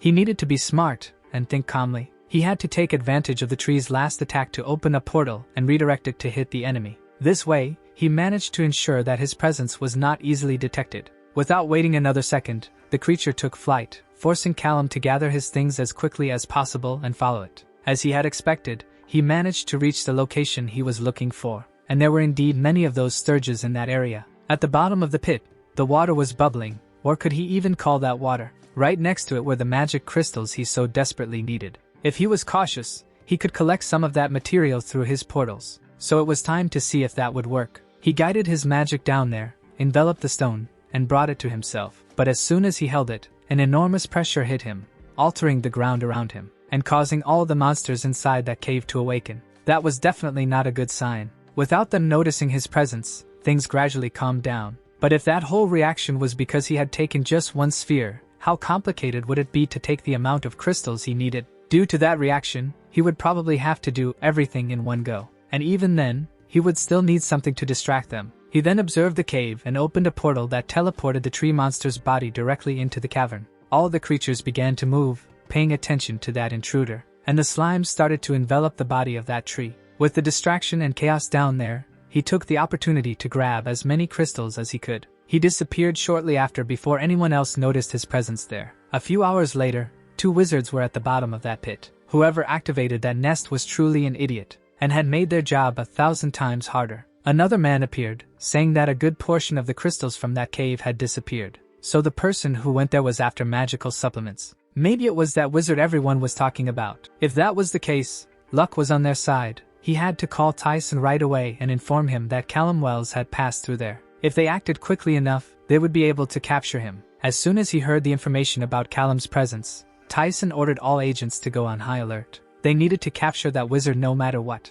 His subordinate asked if they were also going to the forest, but the master's idea was to stay close to the portal, preventing the wanted man from having any chance to escape. They needed to act quickly, as at that point, he probably already. But before he could finish that sentence, Tyson suddenly came face to face with Callum crossing the portal. A second of silence and despair hit everyone at that exact moment, freezing them in place. The young man was definitely in trouble. The commander shouted for them to capture him and sent the alert to the entire GR, stating that the wanted man had been found in the night court. Despite this, it seemed he had managed to return to Earth. Everyone around the portal was then on high alert. On the radar, suddenly a presence began to blink, and all the soldiers started to move toward that area. Even so, they wanted the rebellious wizard to be captured alive. Commands were sent to the soldiers in real time. Even as he teleported, they managed to keep track of him. Finally, someone spotted him and asked for permission to take the shot. With permission granted, the soldier aimed and fired at the target. But just before the project hit Callum, he teleports. The warning he had managed to dodge is passed along. Gar was indeed faster than he had imagined. Why was his main magic not working? Suddenly, a person appears flying in the sky. He didn't have time to think, he needed to keep teleporting. At least 6 kilometers with each portal. Despite the fatigue, he couldn't stop. He also had to ignore the pain he could feel depending on where he teleported. He needed to keep moving. The last portal led to an alley in the middle of the city. Feeling nauseous, he goes to a nearby trash can, and ends up emptying everything out. Due to the amount of magic he used, he was quite dizzy. He couldn't even remember how many times he had teleported. Suddenly, a couple appears at the corner and spots him. In French, they ask if everything is okay with the young man and if they can help. He then responds by saying he didn't understand French, and the couple also didn't understand English. Callum hadn't realized yet, but he had ended up in France. Meanwhile, they continued searching for him. The capture had failed because they lost his trail. Because of this, they concluded that there was only one way to stop him. And finally, the order to the lethal forces is given. They could attack. Sin had arrived in Paris. He knew Callum should be around there. The boy could teleport, but the agent could keep up with him flying, just as fast. And considering how desperate he was, he certainly didn't think to hide his tracks. If Callum remembered well the types of magic he had been taught, he should know how efficient wind magic could be in finding him. Sun then activates his power, saying he wouldn't leave a single corner of the city untouched. Every sewer and even abandoned dumps. any place where a trash like him could be hiding. And when he found him, it would be the exact moment his firepower would come into action. Coming out of the bathroom, Callum is startled to see Agent Sun right in front of him. Suddenly, a lightning bolt is shot in his direction, and the entire lobby of that building explodes completely. Our video ends here. If you enjoyed it, please like and subscribe to the channel. Until next time, bye bye.